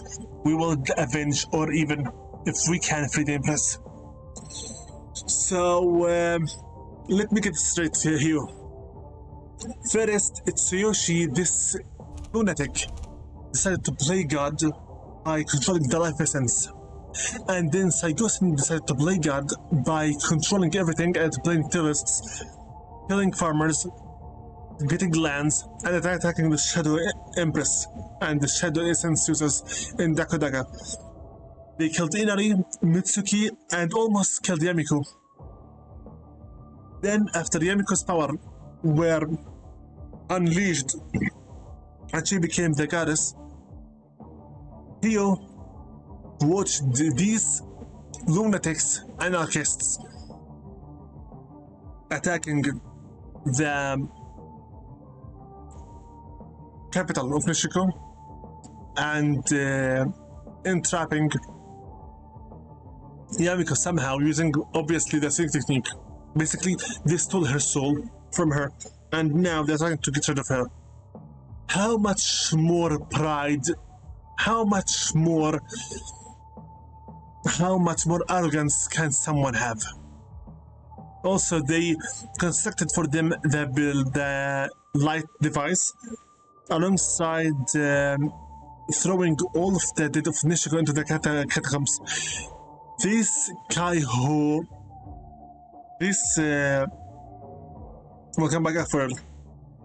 These Kaiho people are lunatics, all of them. Volume 23, The Only Chance. March 15th, 15 of the 6th age. Finally. One of our new spies established in the thick of the Kaiho's nation met with the success. He managed to read a private letter between two senior Kaiho captains. It doesn't detail the technique, but they used to imprison her. But it mentions the technique's side effects. Each of them, the three remaining Kaiho leaders, are bound by some sort of affliction. One of them, in particular, Yuki, can barely stand it. They say he has become weaker and weaker ever since they captured the Empress. He has to be our target. This week, the leaders are meeting to perform some sort of a ritual. This could be our moment to attack. Perhaps we can find out how they are holding the Empress captive. We need to get her back. I won't let this chance slip by. Okay, so what did we learn so far from the lunatic's notes and Hio's chronicles? First and foremost, I know a YouTuber who has done a lot of videos about games that weigh less than 1 megabyte, but he has done like 33 episodes of games that weigh less than 1 megabyte. Amazing. Let's quickly review. Tsuyoshi used to be a researcher for the essence, the elements, and a great researcher. And then after he explored through the selling technique, he became a lunatic completely. He wished to play God with the spirits. Hugh is an agent and the leader of the Dakodaga clan that polices the safety throughout the land and throughout the guild of Dakodaga. They destroy any kind of corruption before it starts. And after he lost his childhood friend Inari, and lost also Mitsuki, the wife of Inari, and almost lost Yamiko, the daughter of his friend, and finally found her. She lost also two of the men she was with in her team, Orochi and Ryota. The Light Adept Brotherhoods are madness. They are complete anarchists, and they must be purged. Every time a Light Adept Brotherhood comes out, they want to destroy everything and they want to play God. Finally, the Chronicles of Yuki, Beyond the Walls. Once we finish these 16 volumes, we will continue the game and hopefully finish it. I'm not sure how long I have been recording for, but sorry if I am taking too long. But you need to learn the story. This is why I played Aragami 1 3 times. This is the 4th time. Everything was easier back then. All we had to worry about were the ceremonies held for Amaterasu, our sun goddess. Our only contact with the outside world was the merchant who stopped by our gates from time to time, the gates of that isolated village out in the near mountains. I used to wonder how it would feel to travel the world, learn about different cultures, meet people, adapt in different senses. We used to grab adventure where we could. The 4 of us used to sneak out, climb the blacksmith's hut, and hop down the other side of the village wall. A drip of adventure was that would quench our thirst for days. Our parents always found out, of course, and we were always punished, but it was worth it. My father used to say that as you get older, the lure of adventures ebbs away, that you begin to appreciate what you have in the front of your nose rather than what is beyond the horizon. I never relished that thought as a child, but I could never have predicted the appearance of Master Tsuyoshi or how much he would change everything. So, this Yuki fella... Wait a minute, Yuki? Wait, Yuki? Yuki as in... Hold it. Yuki as in this Yuki? Yuki. The cursed leader of Kaiho as in this Yuki? Wow. Wow. So indeed, the 3 sets of volumes are connected, all of them. Fine, the old sage. I remember it as if it were yesterday. We played outside too late and were rushing back home, making a game of it. Hikaru tried to leap over a pile of rocks, but didn't make the jump. We saw his leg slip through the rubble, heard his leg crunch. We watched him turn whiter than the moon. Tried to get him out, but he almost fainted from the pain. It was nearly night time. We had never stayed out beyond the village walls that late before. We heard tale of desert creatures who would drag you back to their lairs. Vicious giant birds and scorpions with a huge tail-like sides. Are you talking about chimeras? These kids are extremely sheltered to the point where their parents are mad, unless they have panophobia, which means they are afraid of everything. Then it appeared, a tall figure with a long beard and a green vestment, holding a staff and walking slowly towards us. Our blood froze. By the time we noticed the ship, it was already at Hikaru's side. pointing its red staff at the wrenched leg. It said in a calm voice, breaking a long silence, "Stand up." I got a closer look at the person while he addressed Hikaru. The figure was an old man, and he wasn't scared at all. In fact, he emitted an aura of utter tranquility. We almost didn't notice when Hikaru stood up as if nothing had happened to his leg. The four of us were staring at the old man with a kind smile. He broke the silence again and said, "Shall I take you home?" So this lunatic, Tsuyoshi, the guy who wished to play God, came to this place. And instantly, of course, used their life essence to fix Hikaru's leg. Mind you, Hikaru, the same damned person who we fought not long ago. Transition, and we already killed him. Master Tsuyoshi's arrival in our village was disruptive. We didn't had an outsider stay with us for decades. Having a stranger in our midst and one who wasn't a light adept. Such racists. Not everyone on the edge.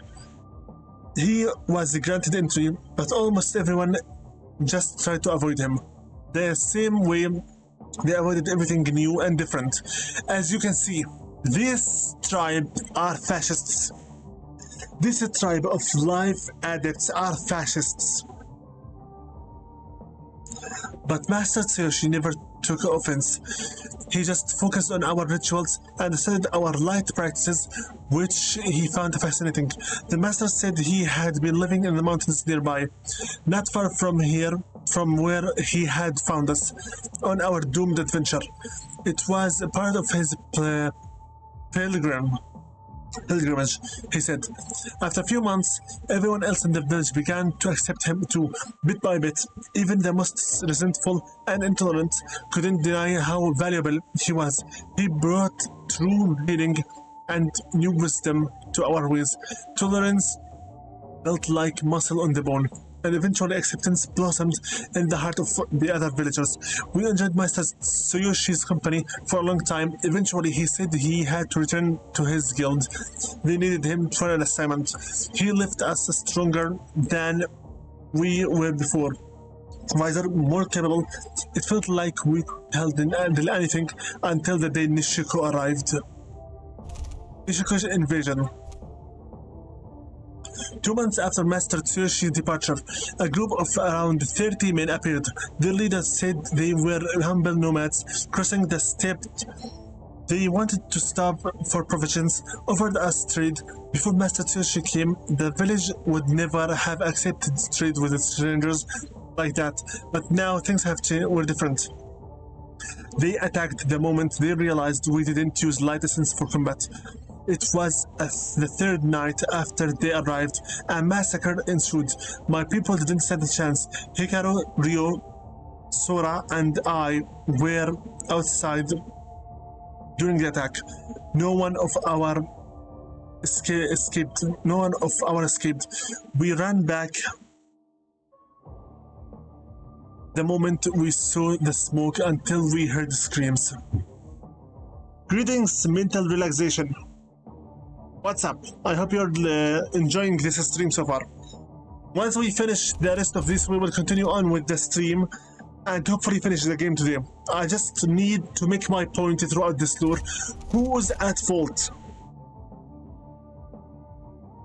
Yes, mental relaxation. What's up? You want me to reply via text as well? Yeah, I am already recording voice. A moment. Yes, greetings. Mental relaxation.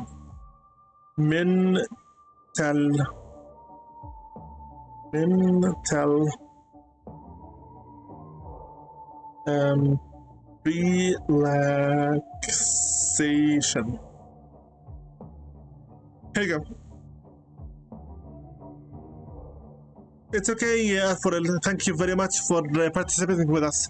Sorry, I am reading too much, but little by little we will continue on the game and we will finish it. You could return whenever you want. No worries. Once I finish reading, we will continue on the game and finish it. But I truly wish to finish off reading the lore first.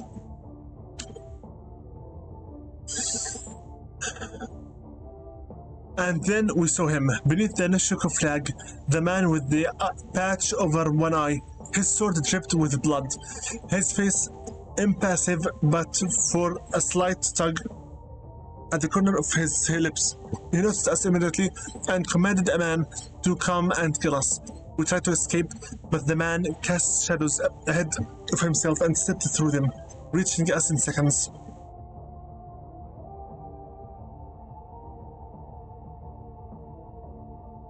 I saw you through a comment you've made. I'll be waiting for next. I'm so sorry, Alfred, that this is taking too long. But honestly, once we're done with the reading, I swear it, the action will return.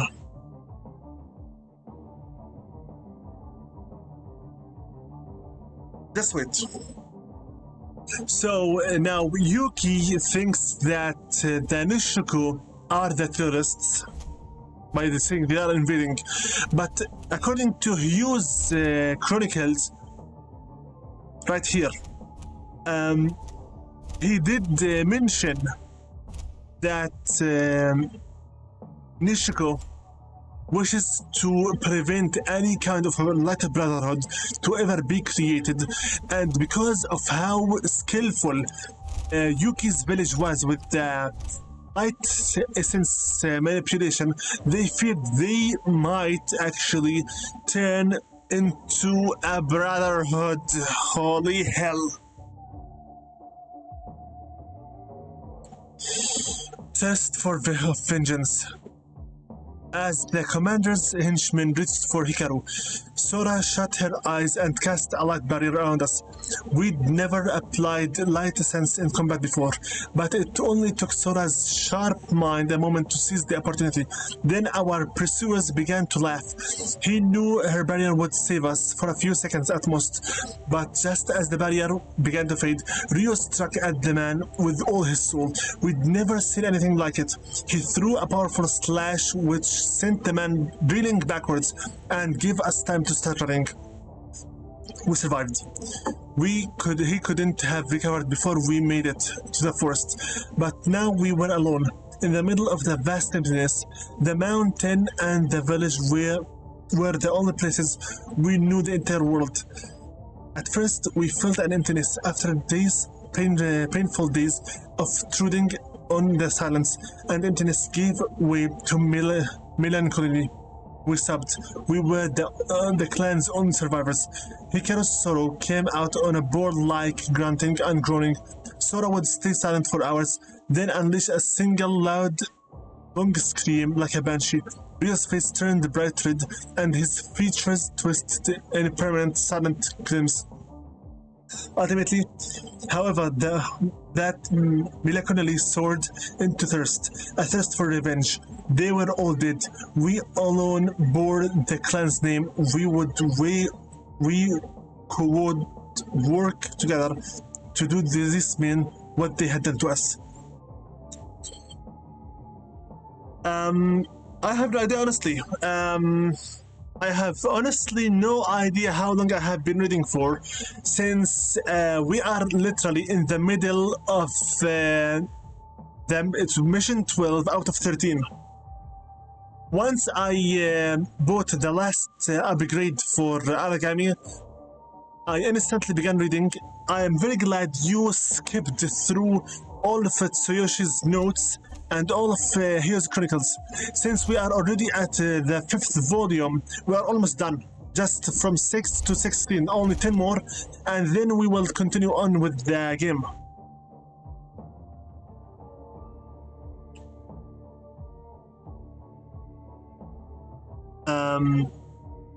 Astrologists say that... I'm so sorry, Arforel. I'm seriously so sorry. I have been reading for 2 hours. Bloody hell, I am truly an introvert. I'm so sorry. So sorry. Give me a moment, let me check for real.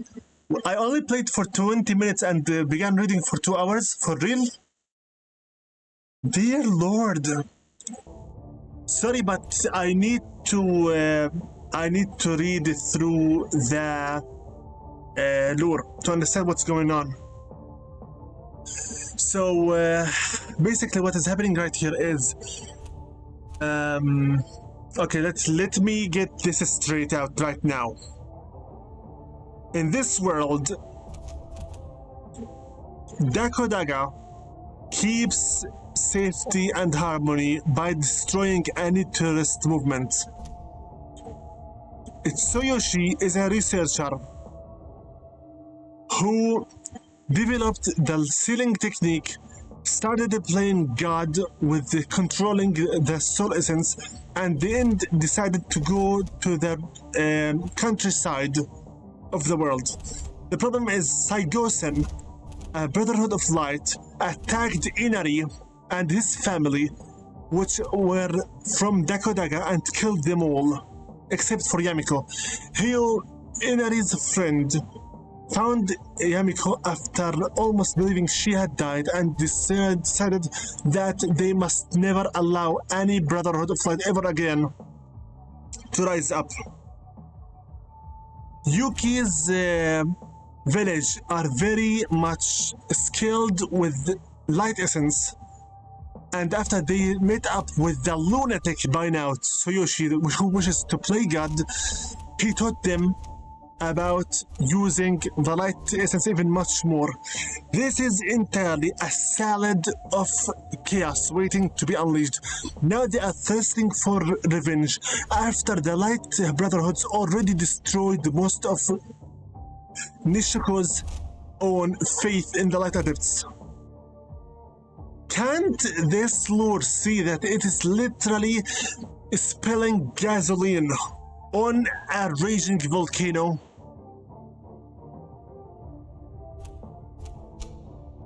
Six, Reconquest. Whoever has enough patience to stay with me after I finish reading will be able to watch me continue Aragami and finish the game. And as a compensation for all this reading, I'll be next session we will be playing Nightfall, the downloadable content for this game, and finishing it once and for all. As for compensation for this today's reading, I think I might just show you some stuff that came with the game. Something like the concept arts and the... Well, for now, the concept arts are good. How about it? Sounds good? Okay, 6. Reconquest. Ryo saved us. We might have died in that desert had it not been for him. He helped us see that we had the potential within us, a potential none of us had seen until that point. He recalled what he had seen in Sora and himself that night. When we were on the cusp of death, we knew how to use light essence. We just had to think literally, to apply our thinking to battle instead of faith and telling soil.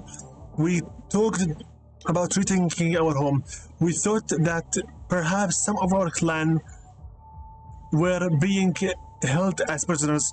It took us 6 months. We trained without rest, using rudimentary weapons I prepared in the evening. Every time the sun set, the likelihood of seeing our families grew ever smaller. Our first step was to go to scout our village. It had come a Nishikoku camp. It was guarded by at most 10 men. Taking it would be risky, but we had waited too long. Anger was burning in our eyes, a molten metal flowing from furnace in our skulls. We crept in by the daylight at noon, when the shadow essence would be at its weakest. Our first priority was to look for survivors. I still can't find the words to describe what we found. Basically, is the game trying to make me feel bad for Yuki's village? because I'm not. The game already concreted our relationship and our friendship with Yamiko and the Shadow Essence. Honestly, UK's Chronicles, I don't really care much about you.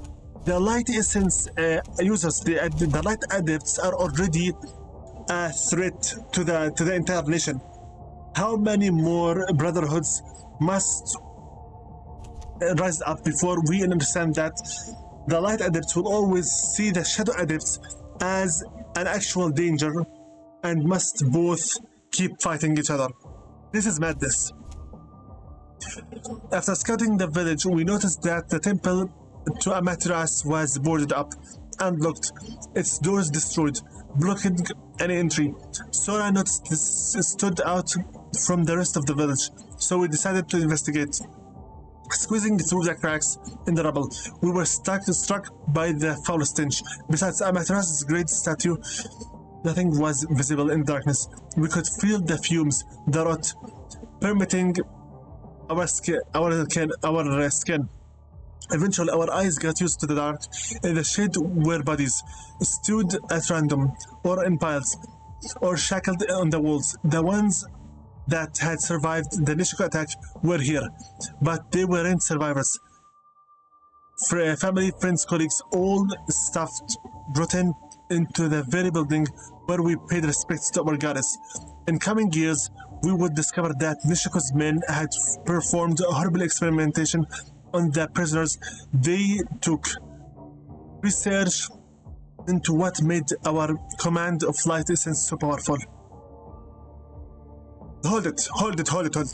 Nishiko's men had performed horrible experiments on the prisoners they took. Research into what made our command of Light Essence so powerful. Basically, they are researching the essential ore from Aragami 2. The emptiness we felt in the mountains, felt after the attack, returned. Words, language, meaning left for us. We felt everything and nothing. Ryo and Hikaru couldn't stop watching the corpses. I didn't dare. I could feel my mind frying at the seams. Sitting with my eyes shut tight, suddenly there was an explosion. Sora and I turned to find Ryo and Hikaru gone. The temple bunked entrance was blown up. The test of vengeance. Almost done. We left the temple immediately and caught a glimpse of Ryo and Hikaru's figures leaping across the rooftops. The Nishiko guards came running. Ryo and Hikaru, I've never seen men fight like that, before or since. They went berserk, leaping on Nishiko soldiers like tigers, tearing out throats, faces, chests. Sora and I ran after them, trying to keep up, but they were inhumanly fast. The Nishiko men didn't stand a chance. They didn't expect any sort of attack, let alone a full frontal assault in plain daylight in an isolated village from 4 kids. After a few minutes, we realized they were all dead of the Nishiko men, and that was it. The moment we all had been dreaming of for years. The moment we took control of and avenged our village, but it didn't feel like we had imagined it at all. Sorry, Yuki, but honestly, your so-called revenge is not justified. I don't care what happened to your village. Sorry, I don't care about it. So far, this story taught us that whenever a Brotherhood of Light emerges, it becomes anarchists. Sorry, a vast world.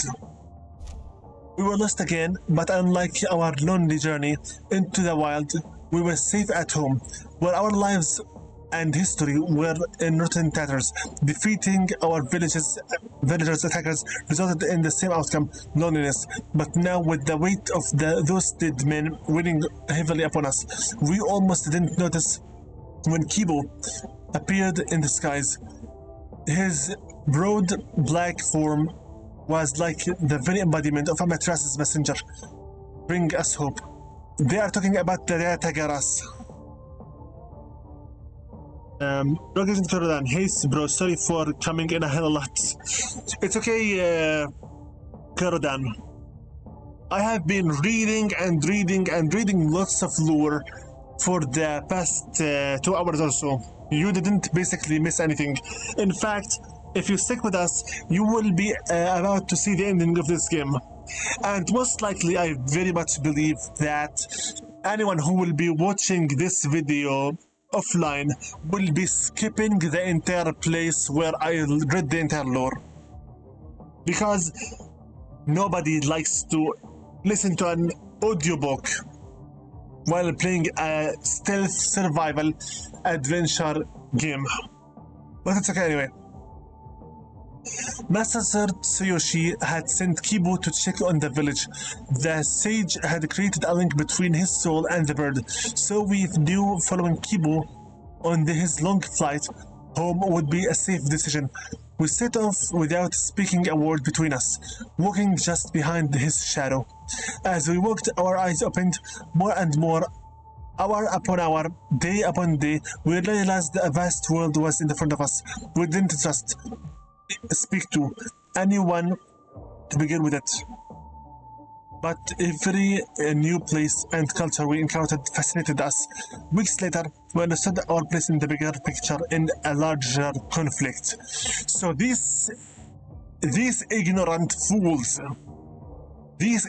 fools needed not only the destruction of their village, not only to get out of their sheltered lives, but also the rise of Saigosen, obviously, and the lunatic Tsuyoshi, in order for them to start understanding that the world is bigger than they ever thought about it. Unbelievable. Okay, where were we? Password here. The seed of Kaiho. 10. We are just 6 more volumes. We're done. We're almost done. Okay. The more we traveled, the more we saw, the more we learned, the more we realized how deep and broad the scars left by Nishiko were. I feel this like a deja vu. This is a deja vu. Across the entire continent, they said Nishiko were born from the ancient guild of assassins. Bullshit. A sect with hundreds of followers. Their leader, whom they called the Shadow Empress, was considered a goddess. They said her power was extraordinary. Her objective was apparently nothing less than destruction of all light brotherhoods. Exactly. They could find, but they made no distinctions. Any non-darkness guild would fall at their feet. Sorry, but after I read the Chronicles of Hugh, I believe that honestly, to not be biased or take sides in this lunacy, all the 3 of them are wrong. Okay? All the 3 of them are wrong, but let's just finish reading before I start judging. On the road, we met one broken family after the other, entire cultures that had met the same fate as our own. But we met people who wanted to fight back too. People that wanted to avenge their loved ones. Wow. People who wanted their lives back. People who wanted to live without fear. They had the will, but lacked the guidance. They needed a common leader. What does this sound like, bruh? What does this sound like? Mr. The Seed of Kaiho. This very much sounds like this place here. Here's Chronicles of Nishiko. We have reached the snake that's eating its own tail here. Big encounter. Let's finish this because my nerves are burning. If you can read the pitch of my voice, I am about to start ranting here. 18 months had passed since our journey began. Seeing the wreckage left in Nishiko's wake, we grew in strength and wisdom, and learned just how much damage Nishiko had caused. Dear Lord, as if we didn't already read the same exact thing from Saigosen. Eventually, after following Kibu for months, he began descending rapidly, rushing to his final destination. As we reached where Kibu had landed, we were greeted by the bright smile of Master Tsuyoshi, the lunatic behind the spirit control technique. Meeting him again almost felt like coming home. We talked for a long time about the past few months, about what Nishiko had done to the world. The master had seen their work firsthand too. In fact, he had left us because his brotherhood has given him a mission, teaching the command of life essence to all the brotherhoods under Nishiko's attack, just to give them a slight better chance. By licking wounds wasn't the solution. Sooner or later, someone had to do something, and the master knew it. When we told him that we were determined to lead a counterattack, he hardly looked surprised. After a short pause, he said, "Well, your class starts tomorrow." Oh boy, oh boy, oh boy, oh boy. Let's continue. We have only 5 more to finish. I am going to summarize the entire thing by the end, okay? So just you understand what is going on. This game is built on conflicting lunacy. Literally, this entire world Aragami takes place in is lunacy. Dear Lord. Master Tsuyoshi taught us the basics of manipulating life essence. That hypocrite. That blasphemist. Wow. I had read legends about it, but still the countless uses Master Tsuyoshi revealed amazed me. He taught us how to control our inner peace, how to block inner peace of others, how to heal any wound. There was a little wonder why he was considered a sage. A sage, Yuki? A sage? No. Yuki, what you are describing in your writings here is not a sage, it's a god. Dear Lord. For a light adept like me, using another essence was like trying to write with the wrong hand. I must say, however, that yours truly was the first to attune to it with ease. This new essence took the form of a green flame when summoned. It felt like spring water rippled through your soul peacefully. That is, until the master taught us how to apply it in combat.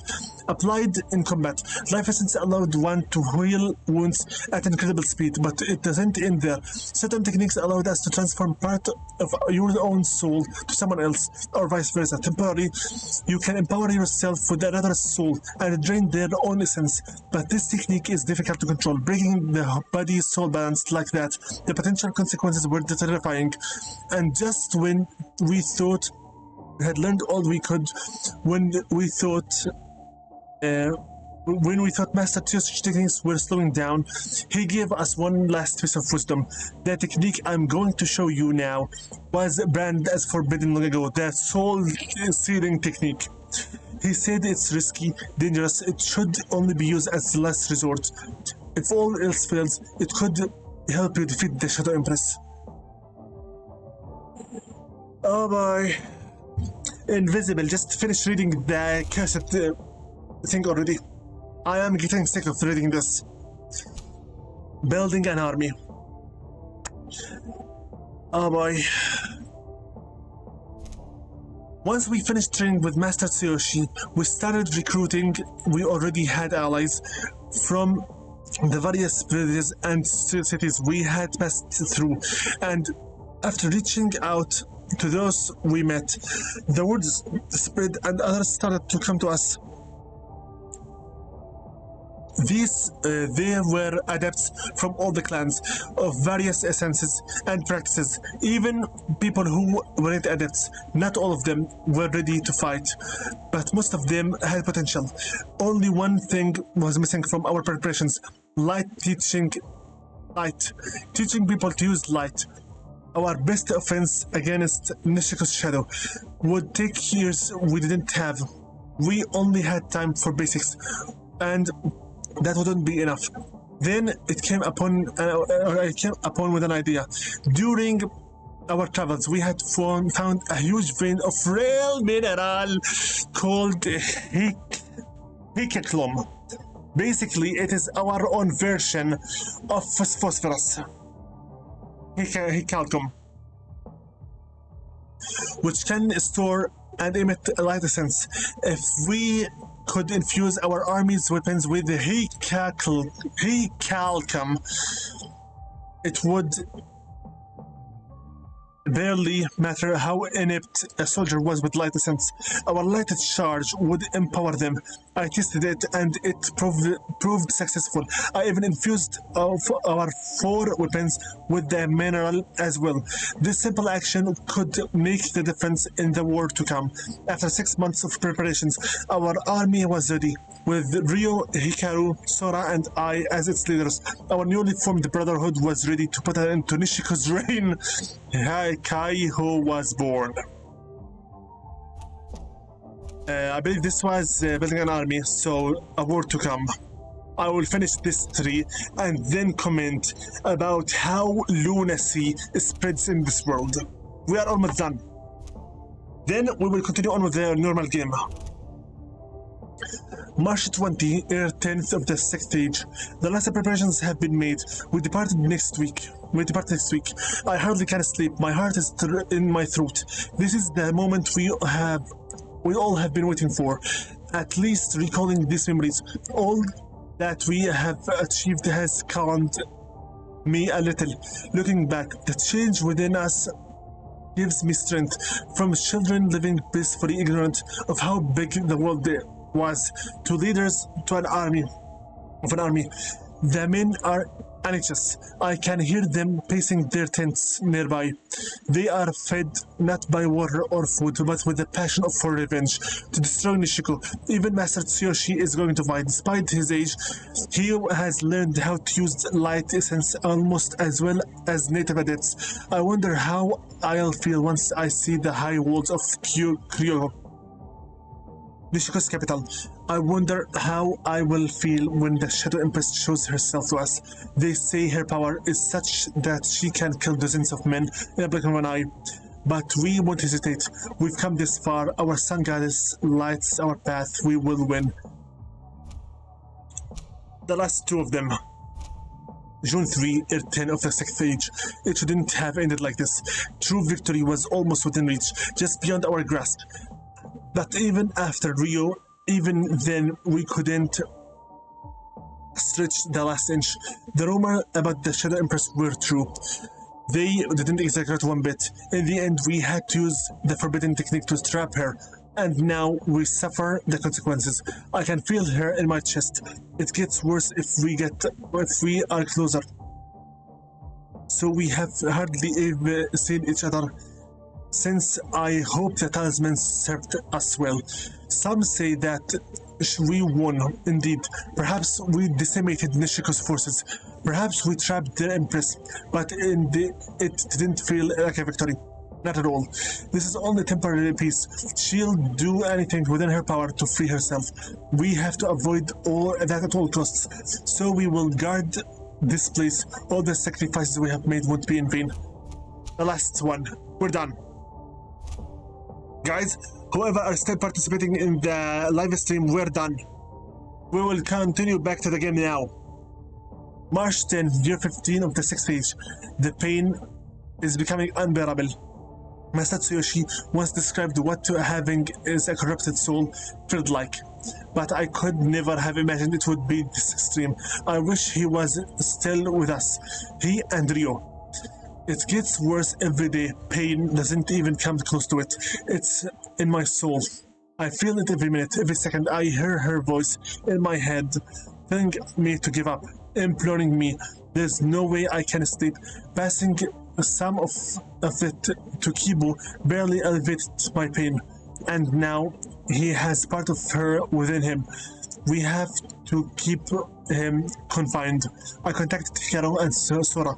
They will help me pass another part of another adept to another adept. It's risky, but I can't hold on anymore. If only I were stronger. Okay, Now it's about time we went back to the game, Aragami. So, what have we learned so far? And why have I taken approximately over 2 hours explaining this game's lore? The answer is simple, really. The game takes part in a 3-way conflict. The first one is with Tsuyoshi's teachings. Tsuyoshi is supposedly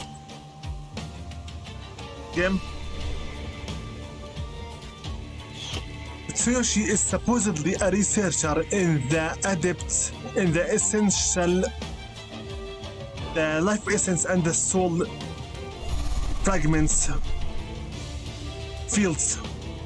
Okay? Tsuyoshi discovered that this world is ruled by 7 pure elements. All hail the 9-tailed fox. May the symbol of Nishiko always live. This is why whenever I saw this statue in my previous streams, even in silent, I gave it my salutations. So here is the story about how the world went into complete lunacy. The world in here that Aragami takes place in has 7 pure elements: water, fire, earth, air. You circle the die!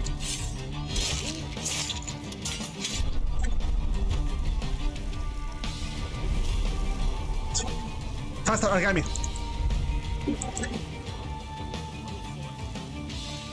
Disgusting. Give me a Krasona. Now! Quickly, Aragami. 1, 2.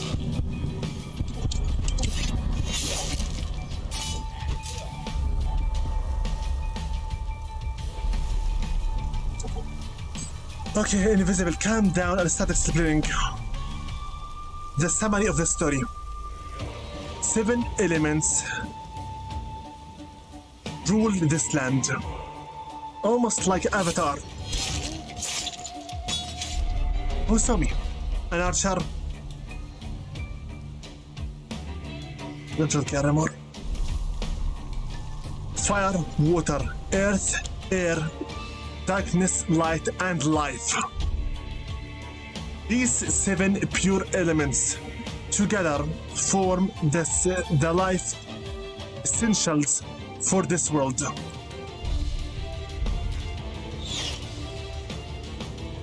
The world is currently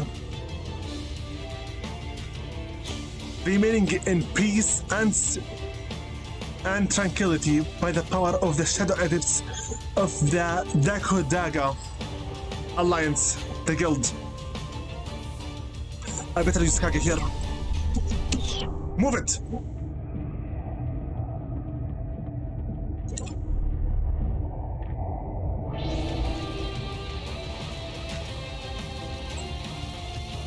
The light adepts, those who worship and use the power of the light element, always believe that those who use the shadow element are evil by nature, which is fascist in itself and racist completely. So the light adepts thought they were completely immortal and undefeatable. They formed the Guild of Saigosen. Saigosen is a guild of terrorists and anarchists. They only cared about one single thing: proving to everyone that light adepts rule above everyone else, which is wrong. This is complete dictatorship of the light. Saigosen decided to attack the leaders of Dakodaga, the Guild of the Darkness, and the very forces of peace and tranquility that holds the land and destroys any seeds of corruption. While they were minding their own business and destroying all kinds of that would lead towards complete chaos and anarchy.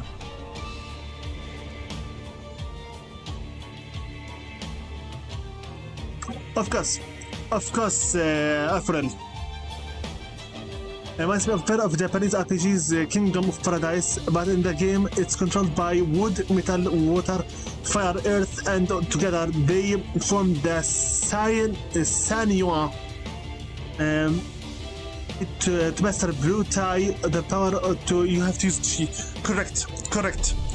It's always within the Asian culture and games where the power of essence and life force, the key energy, the chi energy, always exists. Which supposedly, according to the Chinese martial arts schools, once you master that chi, you can perform supernatural feats and powers. That's why people agree on learning it. You will die now. Why is the game lagging? Sorry. Curse you. That bitch.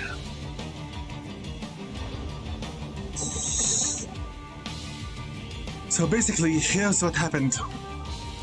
The Brotherhood of Saigosen, the Light Adepts tourists, killed the farmers and villagers alike within the land of Nichiko, the land of the Rashomon Valley.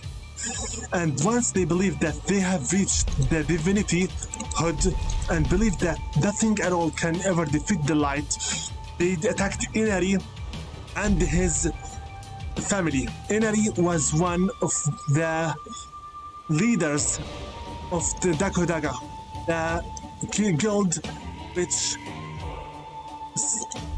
made sure that the land stays safe and sound all the time.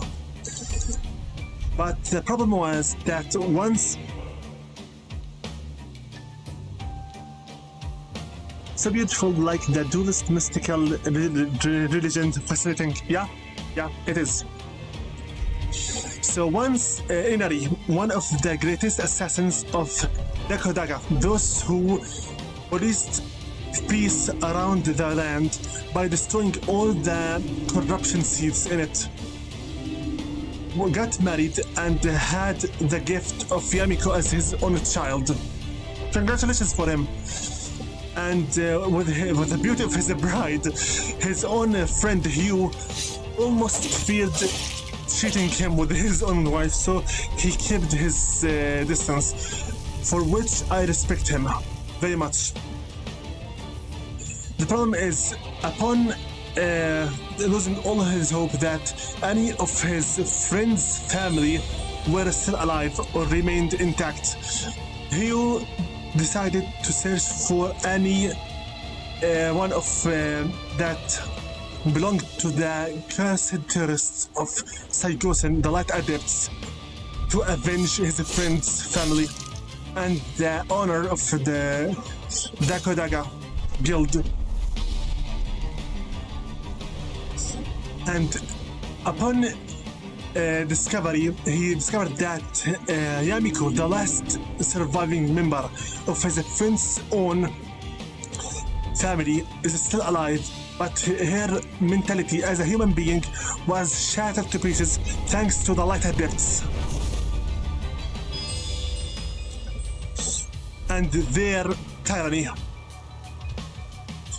So what happened was, with very hard work, Heo was able to bring back Yamiko, Inari's daughter, to the world of the humans from the wilderness, after she completely lost all her trust in the human race.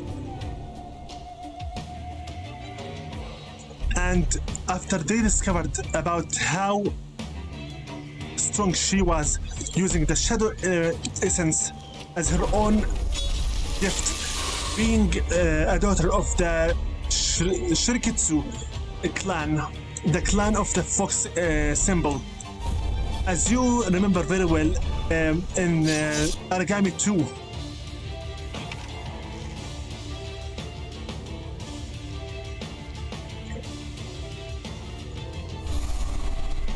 the fox symbol is one of the main symbols that govern the land of the Nichiku, the land of the shadows. Yes, sir, I know. We are about to reach you for the final showdown.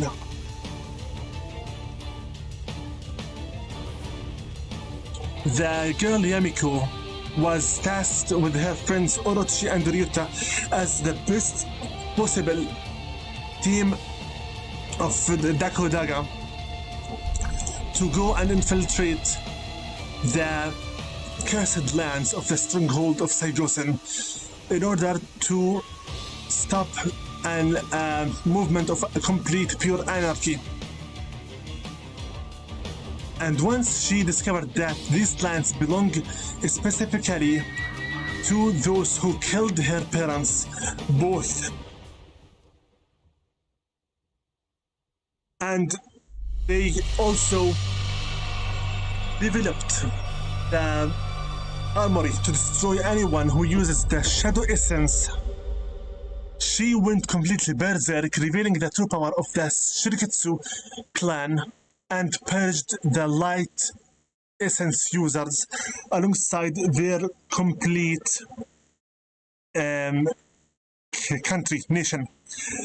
Because of her powers, the people from all around the Shadow Essence tribes considered her to be a goddess. I am just running out of air here because of my rage.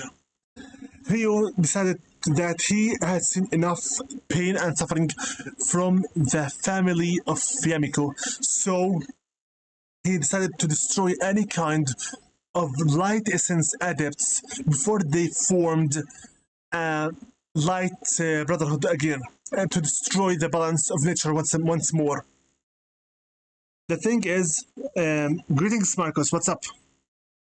You are about right now to watch the last level. We finished the story here. This game, we finish it now. Here and now. This is the last level.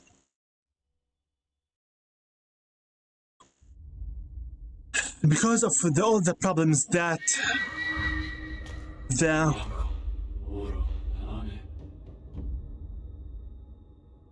you in the next room. What do I do? Talismans. How do I rescue?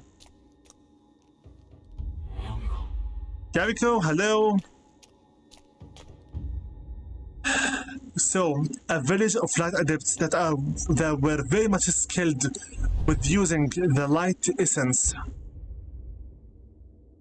met with the lunatic Tsuyoshi, who previously learned about controlling the spirit essence. And once he discovered them, he decided to destroy them instantly before they turned into a brotherhood of light. They took it personally because they were sheltered and they were ignorant. With this, by the way, this is the emblem of Nishiko, the emblem of the Shadow Empire. They decided that Nishiko were evil because they attacked them. They had no idea about Saigosen or what they did. Basically, what happened here was history is repeating itself. Let's finish this game.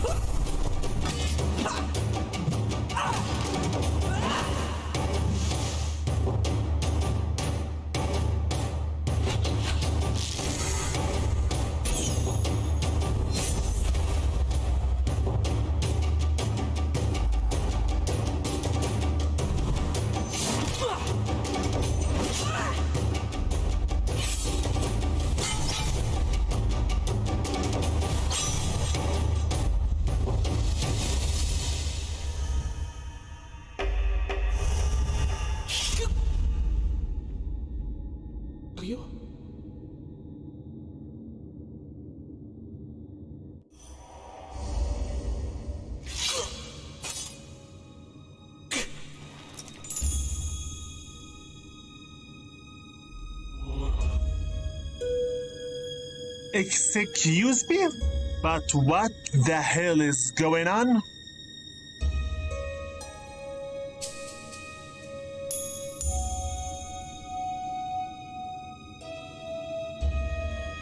Ryo, 見かけた炎。 Wait, Ryu? As in the Kaiho leader who took his life away in order to imprison Yamiko in her prison. That name, who is Ryo? Tell me. Is this a joke? リオ、カイオじゃなだ。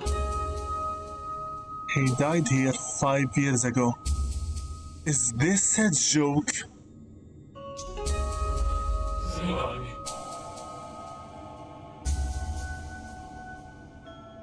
Yeah, of course, Marcus. It's very nice to see people coming to watch, finally. First, what does that have to do with me?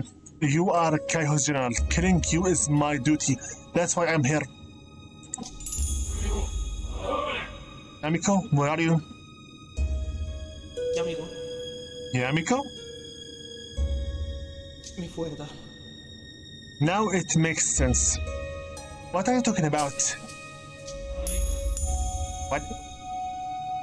キャレバラだ。 That's why I feel him within you. You must be him. What are you talking about? リオ、だ炎だ。 The hell?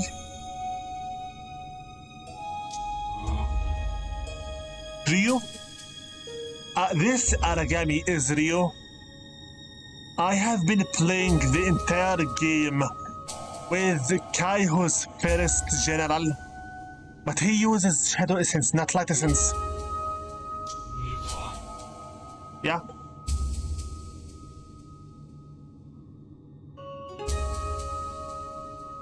Ryo, 日本で見。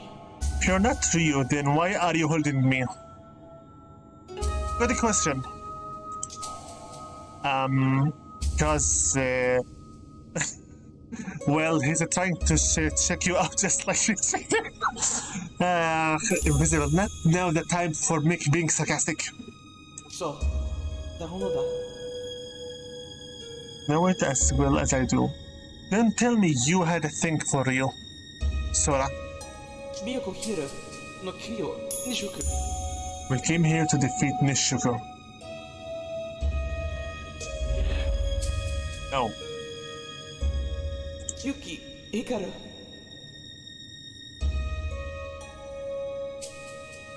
Yuki, Hikaru, all of us, everyone who joined to end Nishuko's tyranny, even old Master Tsuyoshi. Dear Lord. Lunacy meets lunacy. キャミ、キャメデチ。 By the way, the language they are using is named Broken Japanese.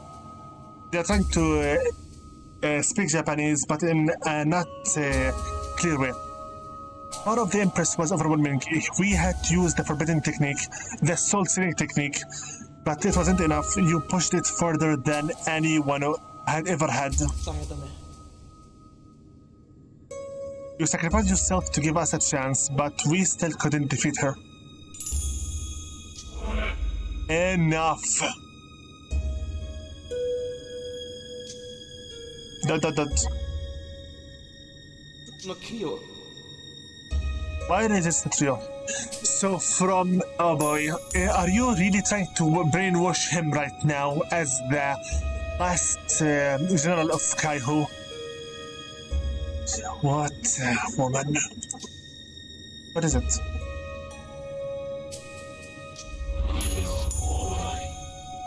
It can't be true. If it is, then what have I been doing all night? ジャミノアレ、シュワハ。 Don't let the guilt suppress your memories. Let them flow. You have to remember. Is this a joke? Let him go.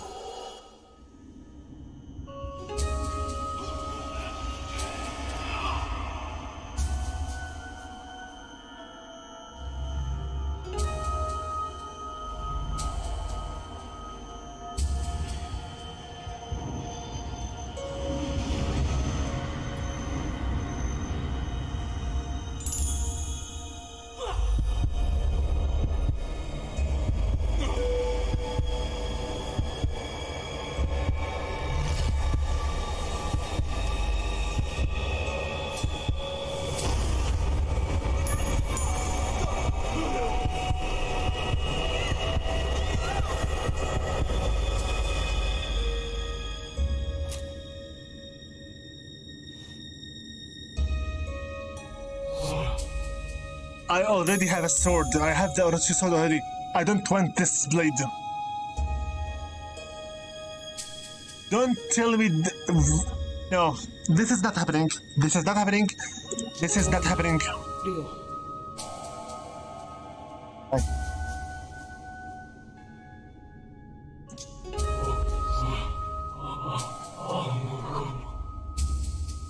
I don't care.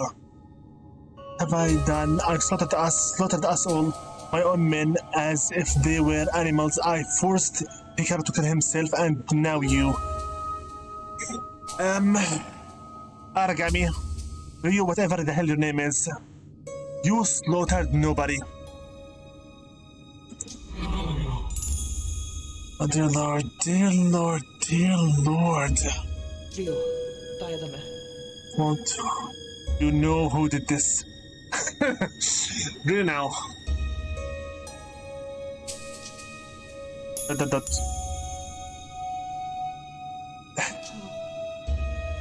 My light, I can feel it fading. Drop that sword now. One for me. Am I supposed to find this moment sad?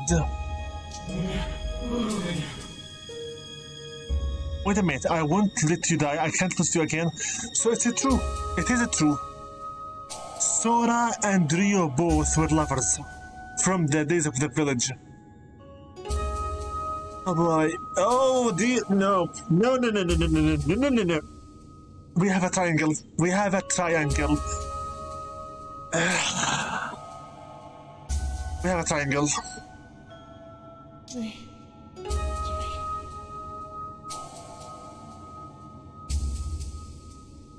Oh dear Lord.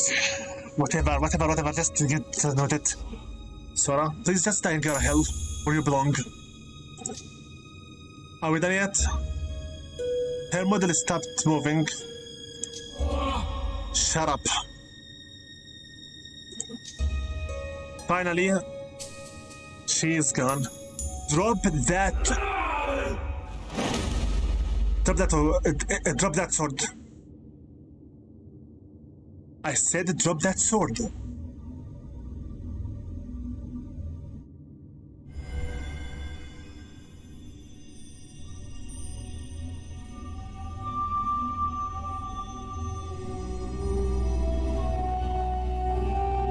Terasa fragment.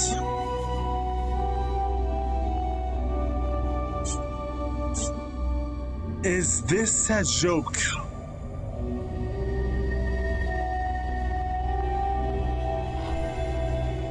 Is this going where I think it is going?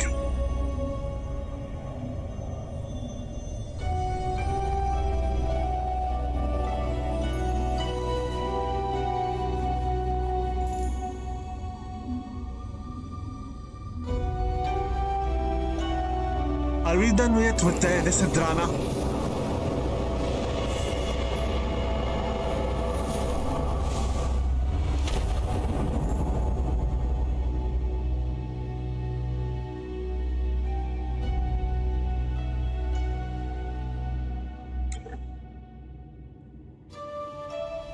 Namiko? Hello! Finally. Okay, what now?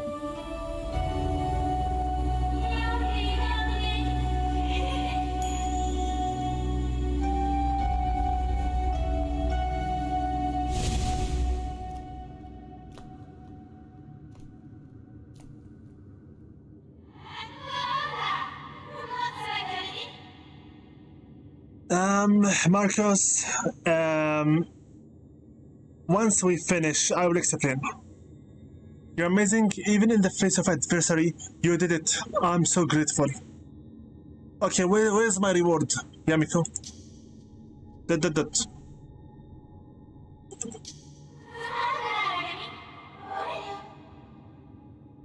Okay, if you say so. I mean, I haven't been playing the 12 levels one after the other for nothing. You know? Besides, we did build lots of a friendship with her. We learned about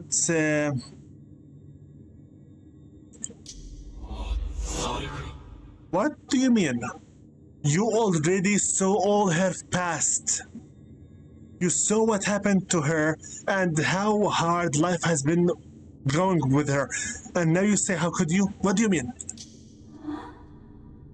You're not the only one that is confused.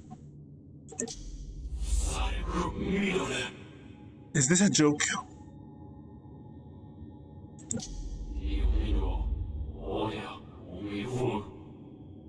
I think since the beginning. Oh man.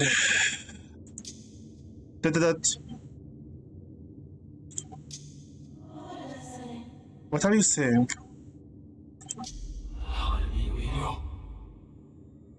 Take me for a fool. I'm remembering everything. You're not getting in my head ever again. ...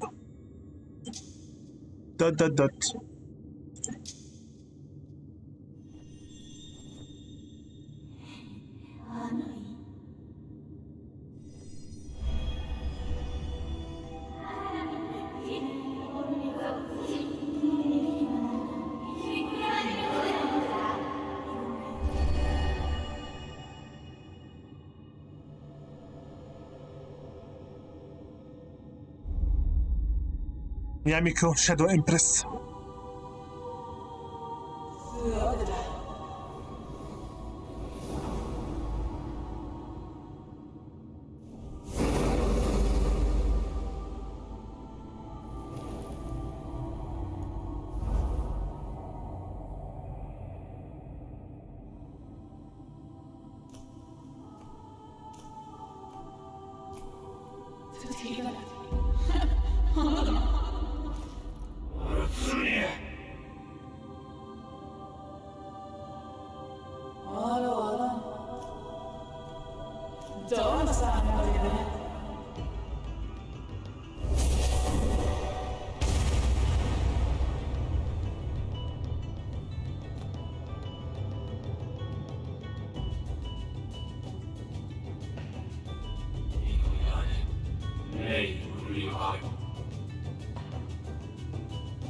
I was right. I am a reincarnation, General Ryo of Kaiho, brought back to life by you to further your own twisted goals. You knew it the whole time, and you kept stringing me along.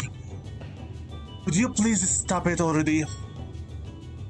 She was justified.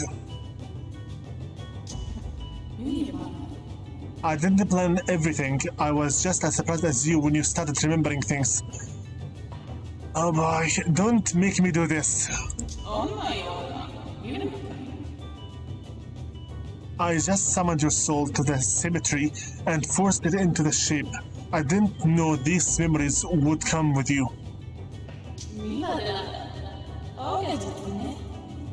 But the way I got you to rescue me was brilliant, right?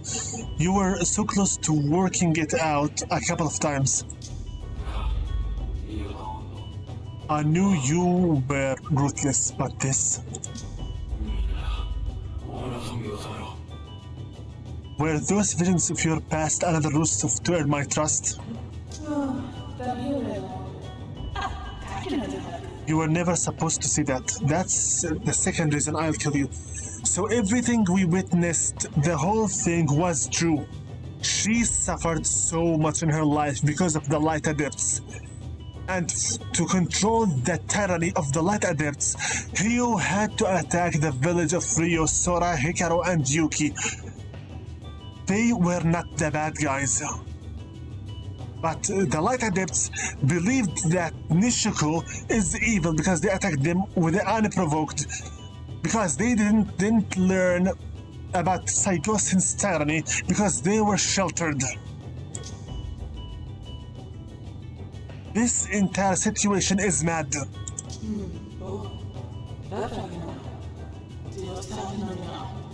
But now you ask, I suppose the link between our souls, the one that let you see into my past, occurring because of the fragment of my soul that you stole from me when you died. Do you think it's time to return it already? That's the first reason, by the way. So first reason is Aragami, I refuse to call him Rio. Aragami still has some of her solar fragment in him, and the second reason is he saw her past. I mean, it's a girl's stuff. You're not supposed to have her memories into your brain, bro.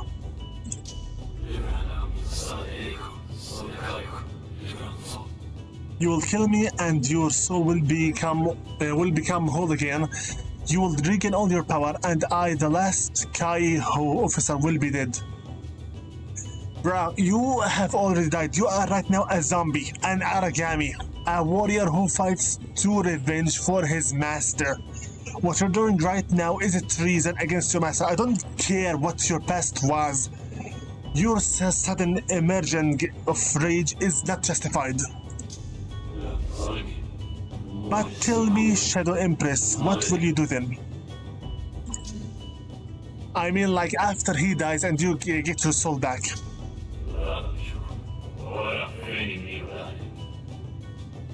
You're alone. We destroyed Nishiko 5 days ago. Only a few lowly fanatics remain in hiding, and without your counsel, how far do you think you'll get? By the way, Aragami, you are right now playing a very dirty card. Insulting Hugh's name is the same as her insulting Sora. Sorry, but this is going beyond your boundaries. Take it back.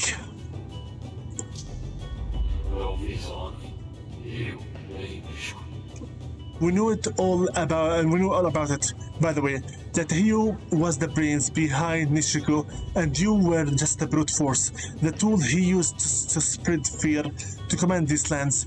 Yeah, just like Sora was the Banshee, the screaming Banshee, and you were the lunatic tiger that attacked Nishiko's forces. We are stuck in a triangle of lunacy. I honestly, I stand with her. I stand with Yamiko. How dare you? How bloody dare you?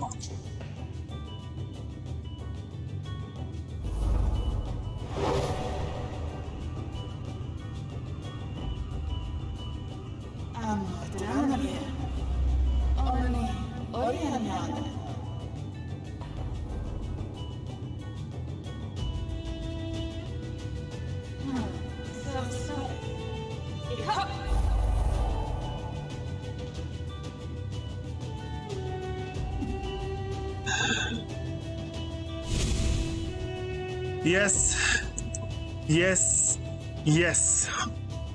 Chapter 13. We are pulling another one of a prototype to murder your maker. Where is she?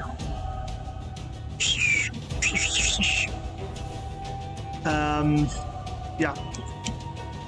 Defeat the Shadow Empress for her sake. Hi. Where is she? Honestly and frankly, I don't want to do this. Hi. Honestly, if this was by my own choice, I don't want to do it. Hi.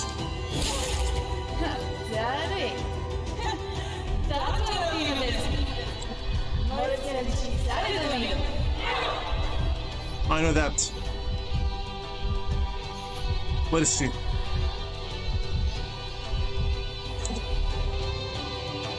Where is she? There. Okay.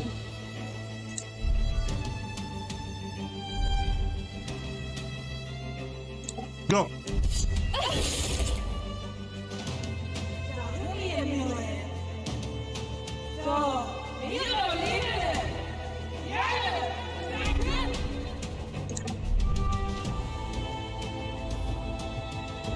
As a gamer, what I'm doing right now is painful for me myself. Hi. Go.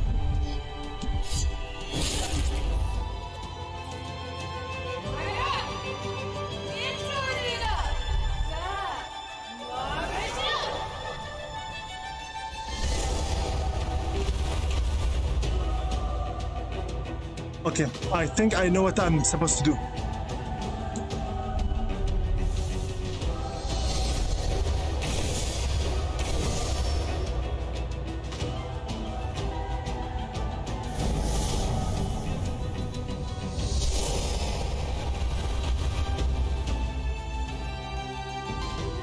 How do I do it? I need to attack him from above. I swear if I had the option, I would right now stop the game. Genuinely, I'm not joking. Go. What am I supposed to do? From above? Is this a joke? How do I attack from above? We already climbed up.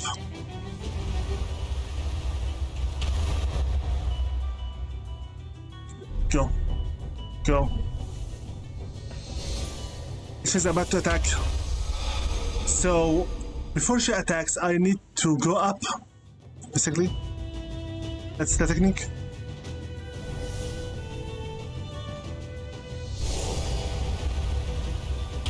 Sorry, Aragami, but this is not just. This is not justice. What I'm about to do right now is not justice. So when she spins out herself after the attack, searching for us is our time.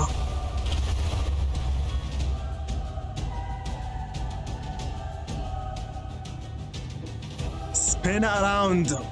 Now. Now.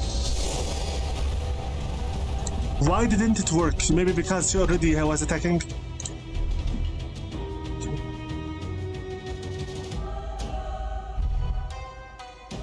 Now.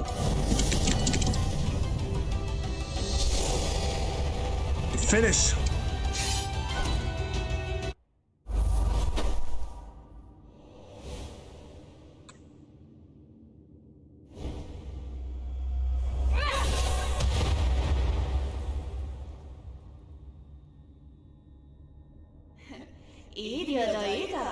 Aragami.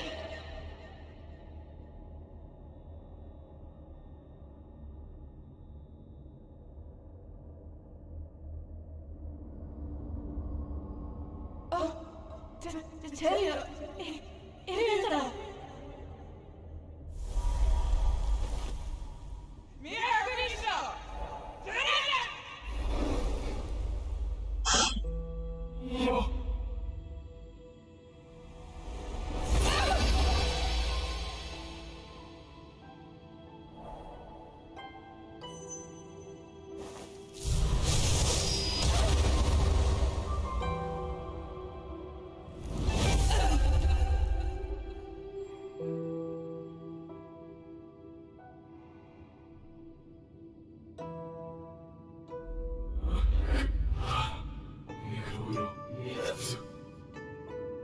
My arm, this body won't withstand another attack like this. You do realize what you're about to do. You are about to purge the entire guild of Nishiko. You are about to purge the entire family of Inari. You are about to kill the last remaining daughter of Shiritsuko. All that for the name of the tyrants of Kaiho.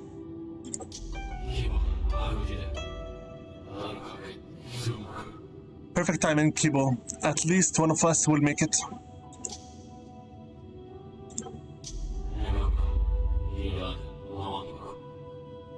Yamiko, I have no right to blame you for what you've done. The fury, the thirst for revenge in your eyes. I felt it myself when we wrote vengeance on the men who killed our families. Bullshit.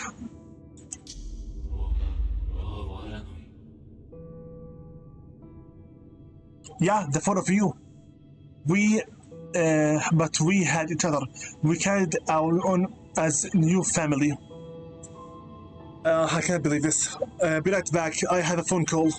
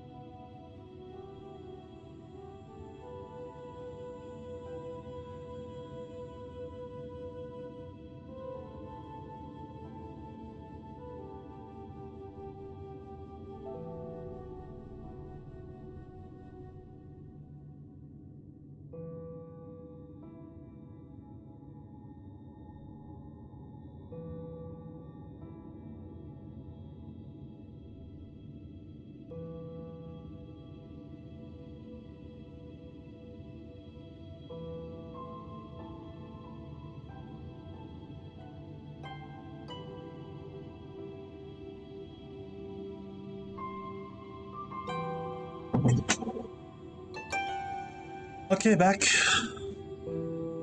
Can't believe how many phone calls I'm getting through this finale. This is kind of ruining the game. Honestly, this is kind of really ruining the game for me. But we had each other. We carried on as a new family, bounded by revenge. But you were alone. You lost everything. If I had lost the others, would I have ended up just like you? You see right now, Rio, Aragami, you have no idea what she went through. You had 3 others to consider as family. She had nobody. She lived for 5 years like a savage animal. No, you are different. Maybe we're not that different at all. Actually, you are different.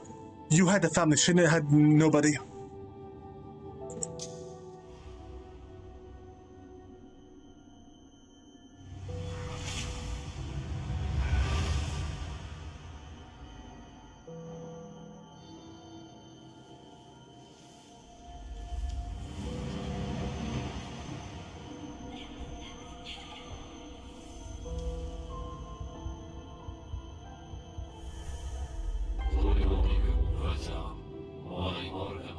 Save your breath.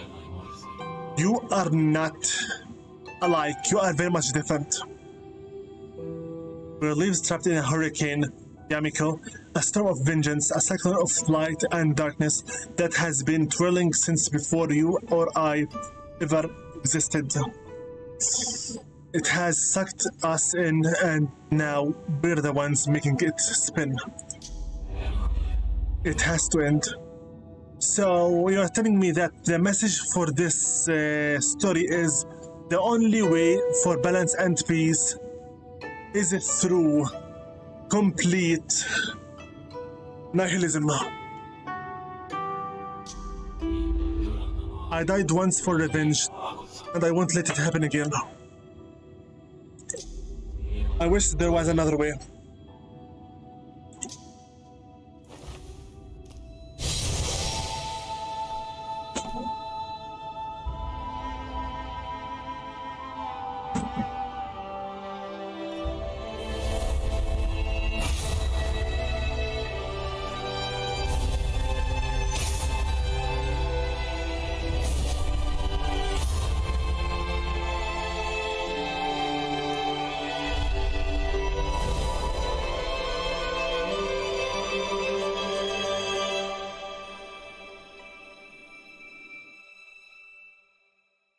Via any. Via.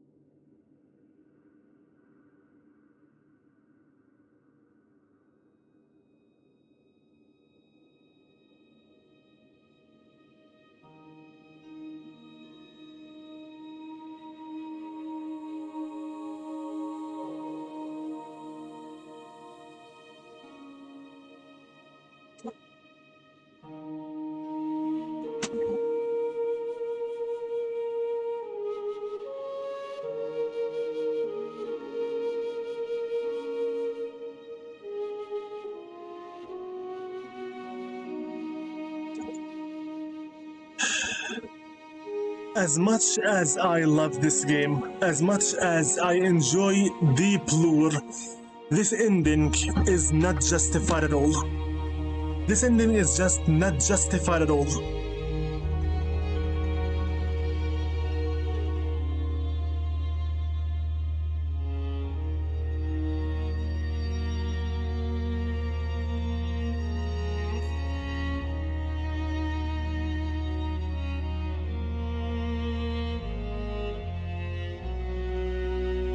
Sorry, LinceWorks, but this ending is not justified. No, not all.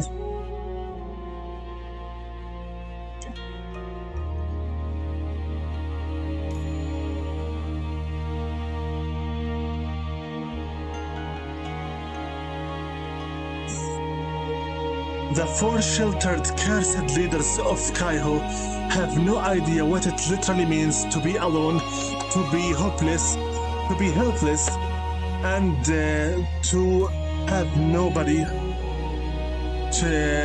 by your aid or by your side. They had each other. But for Yamiko, to have lost her both parents right before her eyes, to have lost Hio, to have had all this power hidden within her, to take of revenge, you're not similar, not in the very least. And in the end, he ended up killing Yamiko using the sword of Sora, his lover. And with that, the strongest strengths of light and darkness both died together, since he already had a fragment of her soul, and she regained her soul back. The same moment he killed her, both of them died at the same time. And supposedly that's how the story ends. Story LinceWorks, but this ending is bullshit. S-rank my butt. S-rank my ass. Game over. There's no continue already. We're done. The story's over like this.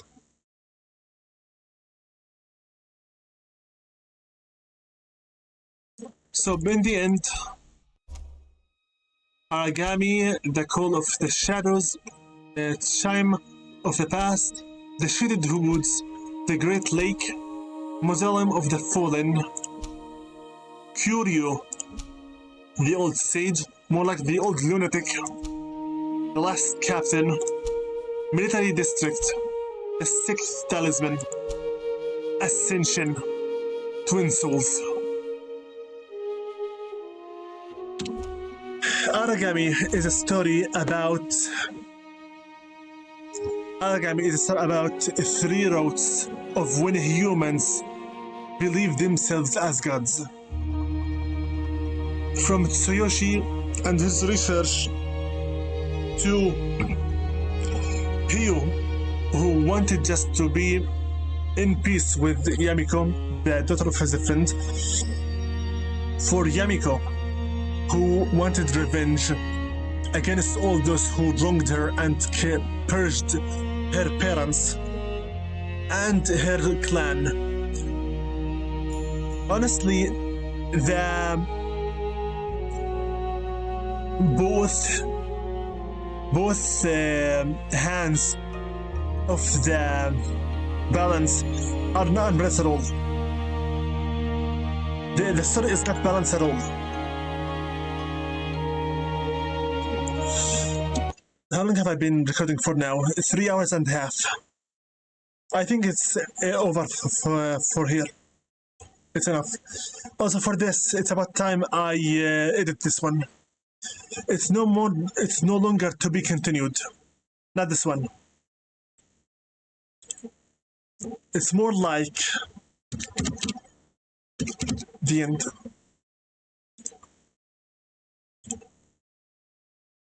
Also, since this is bright red, it doesn't. It's not visible enough here. I think it's much better.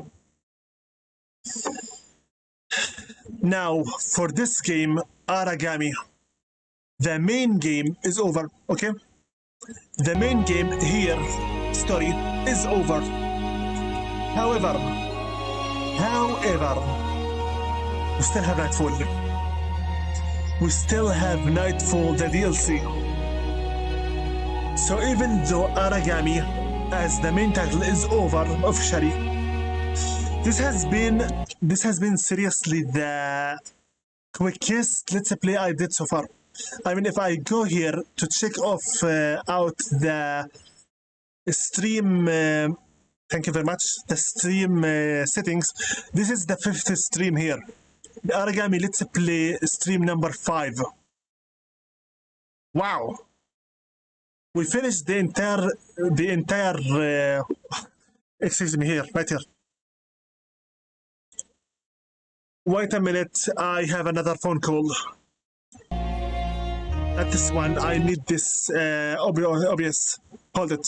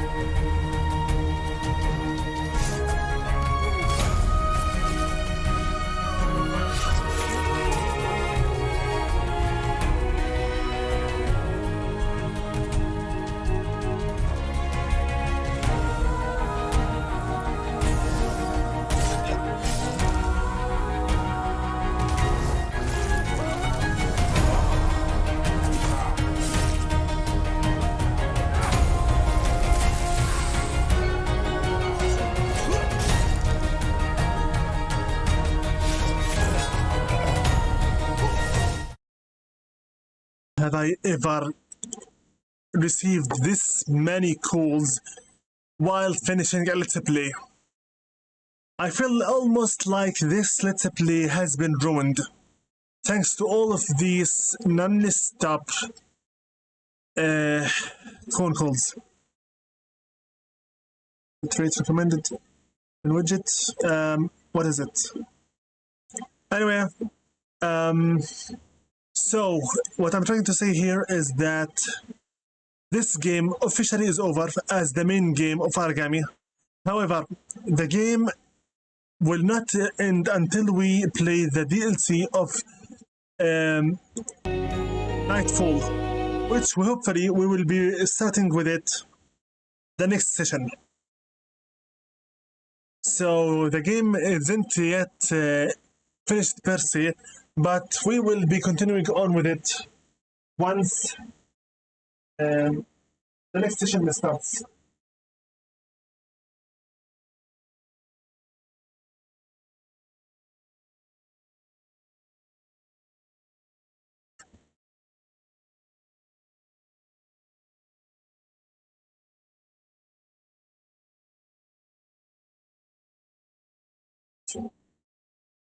Okay.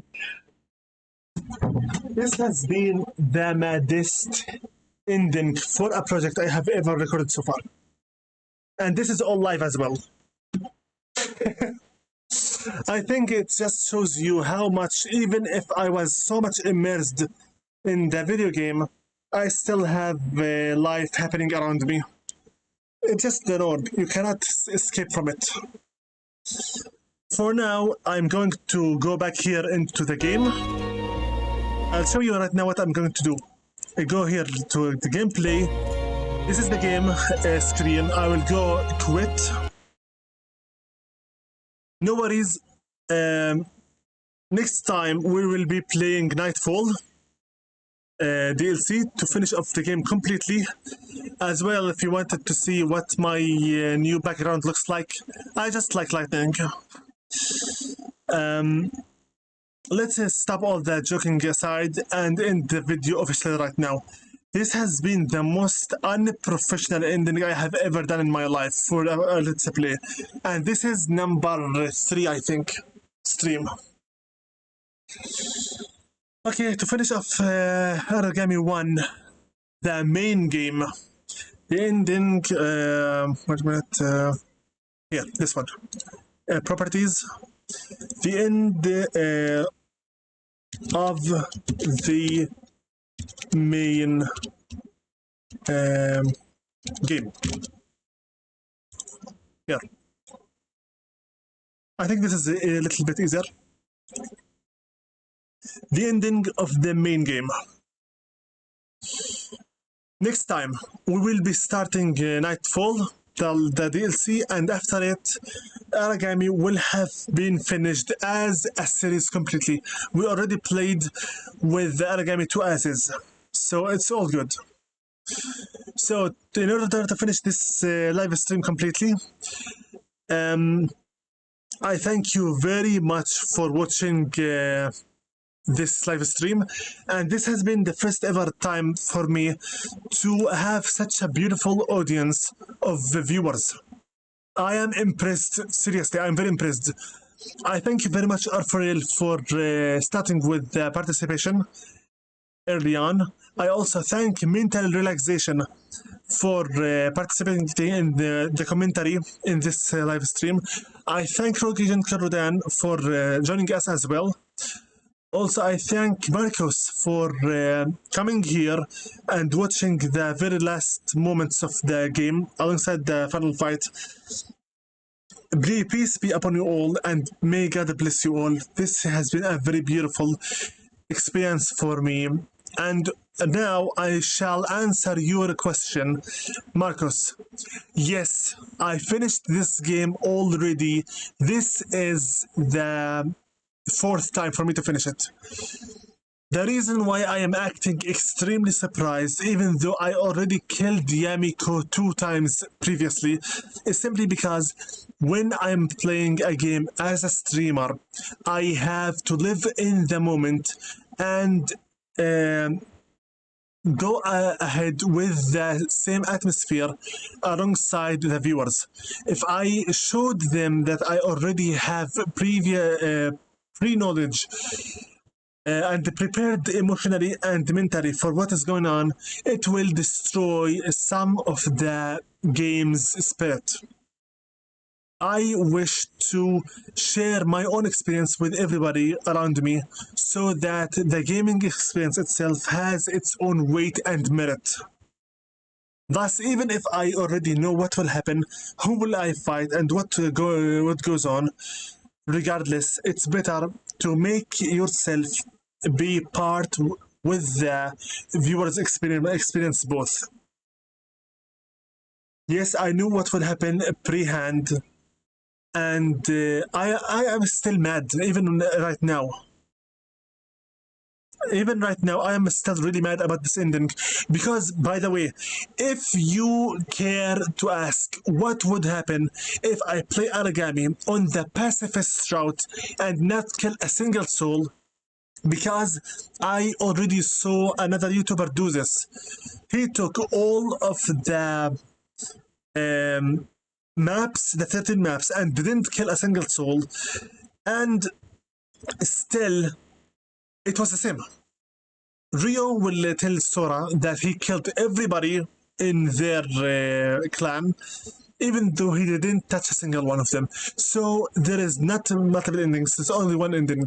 Still, for the sake of the sneaking, the stealth action, the deep lure, and the character's development, and everything else, the game is worth playing. It's a beautiful game indeed.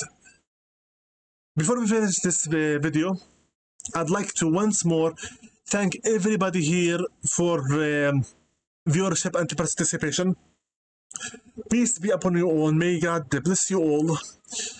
I know I have ruined your expectations with most of this game recordings being silent. I'm so sorry about that, but I cannot help it. It's out of my control. I mean, all of that I have literally is my Predator Acer Helios 2019 laptop with a cooling pad from IETS Lightning with the in interior RGB lighting, and my white table with a chair. I literally am recording these Let's Plays inside our bedroom. I don't have uh, an isolated room for myself to Let's Play. This is not an office, this is literally just a bedroom I am recording in. So whenever my sibling wishes to sleep here because he has work to do in the morning, right now it's 9:30 p.m. My setup is very much humble. That's why I keep playing games on the low settings. This entire setup, I am as a person very humble and very normal. Nothing special. I just pick up games of AA publishers. That's it. Aragami from LinceWorks is a AA title made by a team of developers that knew how to make the game. Also, since I spent approximately 2 hours reading for you everything, I know that I owe you something in return. You know what? Before this video ends, it's about time I pay you the right compensation for sticking with me and for listening to me non-stop, reading about the inner lore. What will I do right now? Here it is. Yes, Aragami, the official Let's Play is over, but this is the bonus for everyone who is sticking with me to the very end. First and foremost, peace be upon all of my followers, fans, friends, family, and subscribers, viewers online and offline, and friends by name: Thunderstruck Gaming, BH09 Gaming, Luxblog, Marcos, Nutri Crash, Mark IC, Rocky Jennifer Rodan, Cryfield, ZPTV123, Matthew 1121, Slagar the Cruel 85, R4L, and Musclepan Gaming, everyone from the Discord server of YouTube Friends United, and from our Beasts of the Altered family. Sorry that the font is not too clear for reading. Now, what is your bonus for sitting with me through 2 hours of non-stop lore reading? Here you go.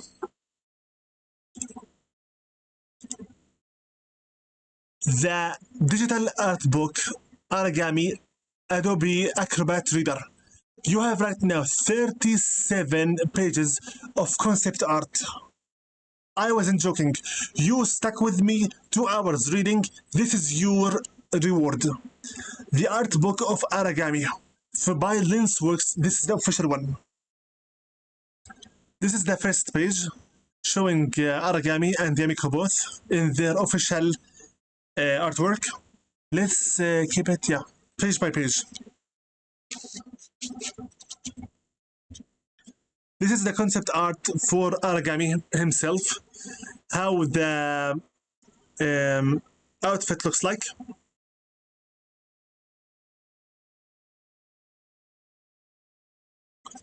From the tattered clothes, the red and the black, the belts, the dragon drawing, and the cape.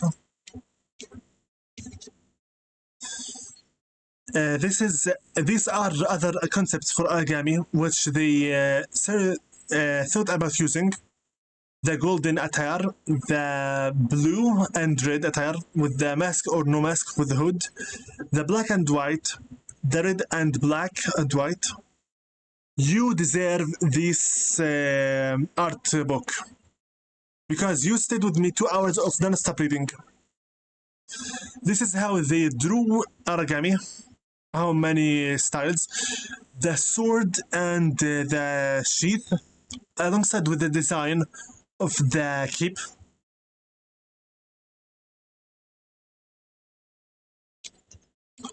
This is Yamiko as the character model, her concept design, from the front and from the back.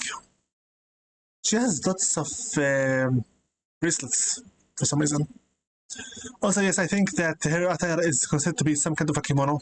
Basically, it's a Japanese style. This is not Mitsuki Yamiko's mother. This was Yamiko's design in the alpha stage.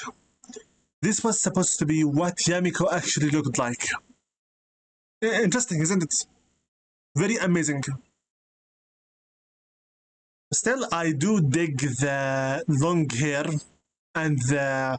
I'm not really sure, but I believe this style of makeup, the eyebrows, the hair, the facial, the entire focus on the attire is radiating dignity, very dignified and very formal. I love this style of concept art. These are what Yamiko could have looked like. Let me zoom out, zoom in. Sorry. Nope. Cancel. How do I cancel this? Maybe, nope. Okay. Zoom out. Yeah, there you go. Okay, zoom in. Okay. So Yamiko could have looked like this. Village girl. Yes, I'm still streaming. I told you that I will compensate you for listening to me 2 hours. For real, I am a man of my word. I wasn't joking at all. I swore to you that I would compensate you for listening to me non-stop, reading the lore for 2 hours. This is the compensation. You are literally right now watching the digital art book of Aragami. The real thing. This is your compensation. These are the concept arts for Yamiko. We are already by the 7th page, by the way. She was mostly a casual-looking girl. Then they tried to use it with the green, the gray, the yellow. Mostly her outfit is mostly a kimono, or sort of, and the hairstyles as well. This is your compensation for sticking with me reading through 2 hours non-stop of lore. You get to see the concept arts of the digital book, the PDF version. More concept art of Yamiko. Don't worry, Aragami will get his own fair share. The green. This all were her clothes before they ended up on her more known clothes then. Yes, she used to have a midriff, a little bit like a belly dancer. Lots of jewelry as well. Little by little, they solidified the concept of giving her twin tails on both of her shoulders. Okay, next page. This is, yes, this is the 8th page. Give me a 100% here. This is the final design for Yamiko, I think. The concept art. The twin tails on her shoulders, the black belt, the white hair, and yes, the blue eyes. Sorry about the in-game model. She never got to see the true color of her eyes. Yes, they are supposedly shade of a blue. Go back to 100%. Yamiko, by the way, is supposed to be 22 years old in this drawing. Now for the 9th page of the concept art. This is Hikaru, one of the leaders of the Kaiho's pigs. And this is Sora, supposedly Ryo's love interest. The concept art for the armor. Yes, you never saw this sun symbol because of the low settings for the game. The orb of protection and the swords. Yes, mostly they are nomadic clothes.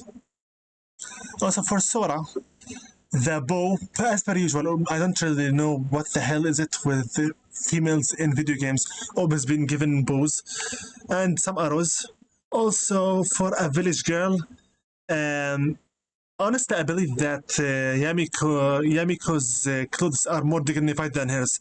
But yet again, Sora's outfit is more of a warlord, not a dignified noble woman. I mean, the difference between this getup for Sora and this getup for Yamiko are the difference between the sun and the day and the night. These are the concept arts for the enemies. I'm not really sure if LinceWorks would allow me to show all of this or not, but once again, if you wish to get all of these artworks, just buy the game. This is the art book, the digital art book for Aragami. This is the 10th page, the archer's concept art and the normal enemy art concept art. And you can see how many faces they had. The entire clothes are completely nomadic, and they carry more of the feeling of Chinese, I think.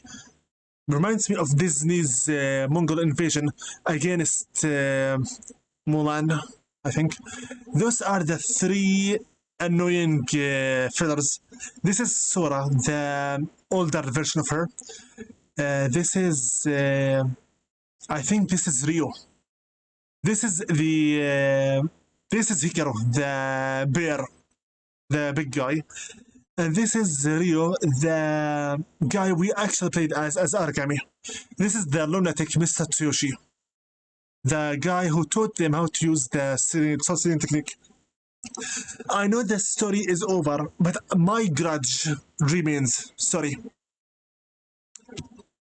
These are the concept arts for you.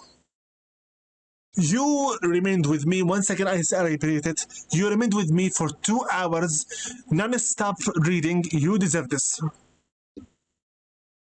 So, at first, a normal shinobi-like attire, the eye patch with more there, some attire with tattoo art, and something that resembles a little bit the outfit from Aragami 2. These are some concept arts for the stages. The night, the Shinto gates, etc. There's also the night sky with the Aragami Rio with the Kibo, Kurusu, the raven. This is just lovely. Lovely work, artwork. These are the enemies here, and also we have an archer here. By the way, we already visited this place once we went to the forest area. This place, I believe, when we jumped on platforms, and I almost got cut multiple times with this one. Again, another one of the concept arts. I believe this lands, if we didn't previously visit it in Aragami 1, we did visit them in Aragami 2. I have my copy of the game that I own, and I have the right to show you these artworks. This is my personal copy. This is another level concept. Don't worry, I still have something to show you once we finish the Nightfall DLC. We're not done yet. This is the final, I believe, final stage number 12. As you can see, to the left side is the snake for Rio. The left side, the right side is the dragon of Orochi, and in the middle is the fox for Yamiko. Whoops! Sorry. I think 176 is enough. Okay. Number 20. What's this? Another concept art for the faraway landscape.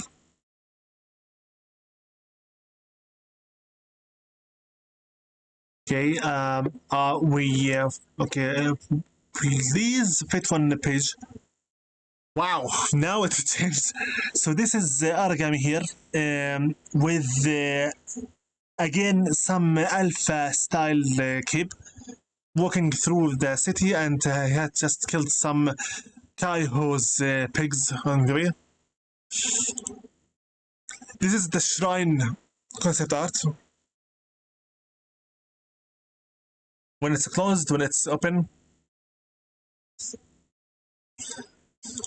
This is the concept art for Kibo, Kurosu, the raven. And I think the red on its feathers are from the blood when Yuki gave it some of Yamiko's own soul as well. This is Yamiko's doll, the effigy for the white-haired heroine. And this is the nine-tailed fox. That is the symbol for the Shirikitsu, I think, Shirikitsu family. The mighty Ninetales. These are the coins of the Dakugaga, and the symbol of Team Yamiko. Shadow, power, strength, honor, I think, or was something like that. I don't really recall the meaning of these symbols. These are the snake, the fox, and the dragon. This is this concept artwork for the protection dome. When Aragami goes to these places and breaks the light dome to unlock the lock and the key. We are almost done. This is 26. Aragami concept art with Yamiko's spirit. Role playing Link's annoying spirit. Very. This is another concept work of Aragami using Shadow Leap. You can see the cape black and colored, and how he's running after one of the Kaiho's pigs. Another concept art with the moon behind him this time, trying to look badass or like a Shadow Black. So romanticized image. This is another prior concept for the title that I'm using right now currently. This is the image I use for the Let's Play. The Orochi Blade, the Shadow Essence, and Yamiko's Spirit here. I thought about using this page instead, but the thing is, it's too dark for the colors. Also, it doesn't have the title of the game either. Jumping over one of the Kaiho's pigs here. This is the tutorial for the usage of the techniques. Yeah, shadow creation, decoy, the skills wheel, and Kage, the kunai kills. 35 out of 37. Using the shrine gives you back your energy, and Aragami throwing the kunai. Using the revelation, the Kabuki, I think, the Shishon kill, the black hole, and finally, yeah, releasing it. And the final image is the full size Aragami to the right side and Yamiko to the left side. If you couldn't tell by now, both characters are main characters, the only main characters, honestly, to the game. And frankly, I don't like that ending at all. But since all is well, then it's just fine. Having showed you this, I think this is enough compensation for all the wait and what you went through of waiting for me read throughout the lore of 2 hours. Let me see how much now I have time. 4 hours and 7 minutes. I think this is more than enough. Okay, I want you to close this file here. Minimize this one. I think now it's about time. Once again, I will go back to the ending here, and this time, without joking, thank you all very much for watching. I hope you enjoyed the art book. I still have another PDF file to show you, but once we finish off first the other DLC, Nightfall. Until then, peace be upon all of you. Stay healthy, take care of yourselves, and be careful with the new variations that are appearing. The world is going completely crazy, and please just stay safe and take care of yourselves and your families. With that being said, this has been Invisible with you. YouTube is first ever artist slasher, bidding you farewell and best of luck. Invisible, sign out. Stop streaming. You will not be able to reconnect. Your stream will stop and you will no longer be live. It's fine. I believe that 4 hours and 10 minutes is more than enough. It's about time I go eat something. May peace be upon all of you. Thank you very much for participating in this session. I cannot believe that I actually got 4 participants for once in this series. This is a miracle.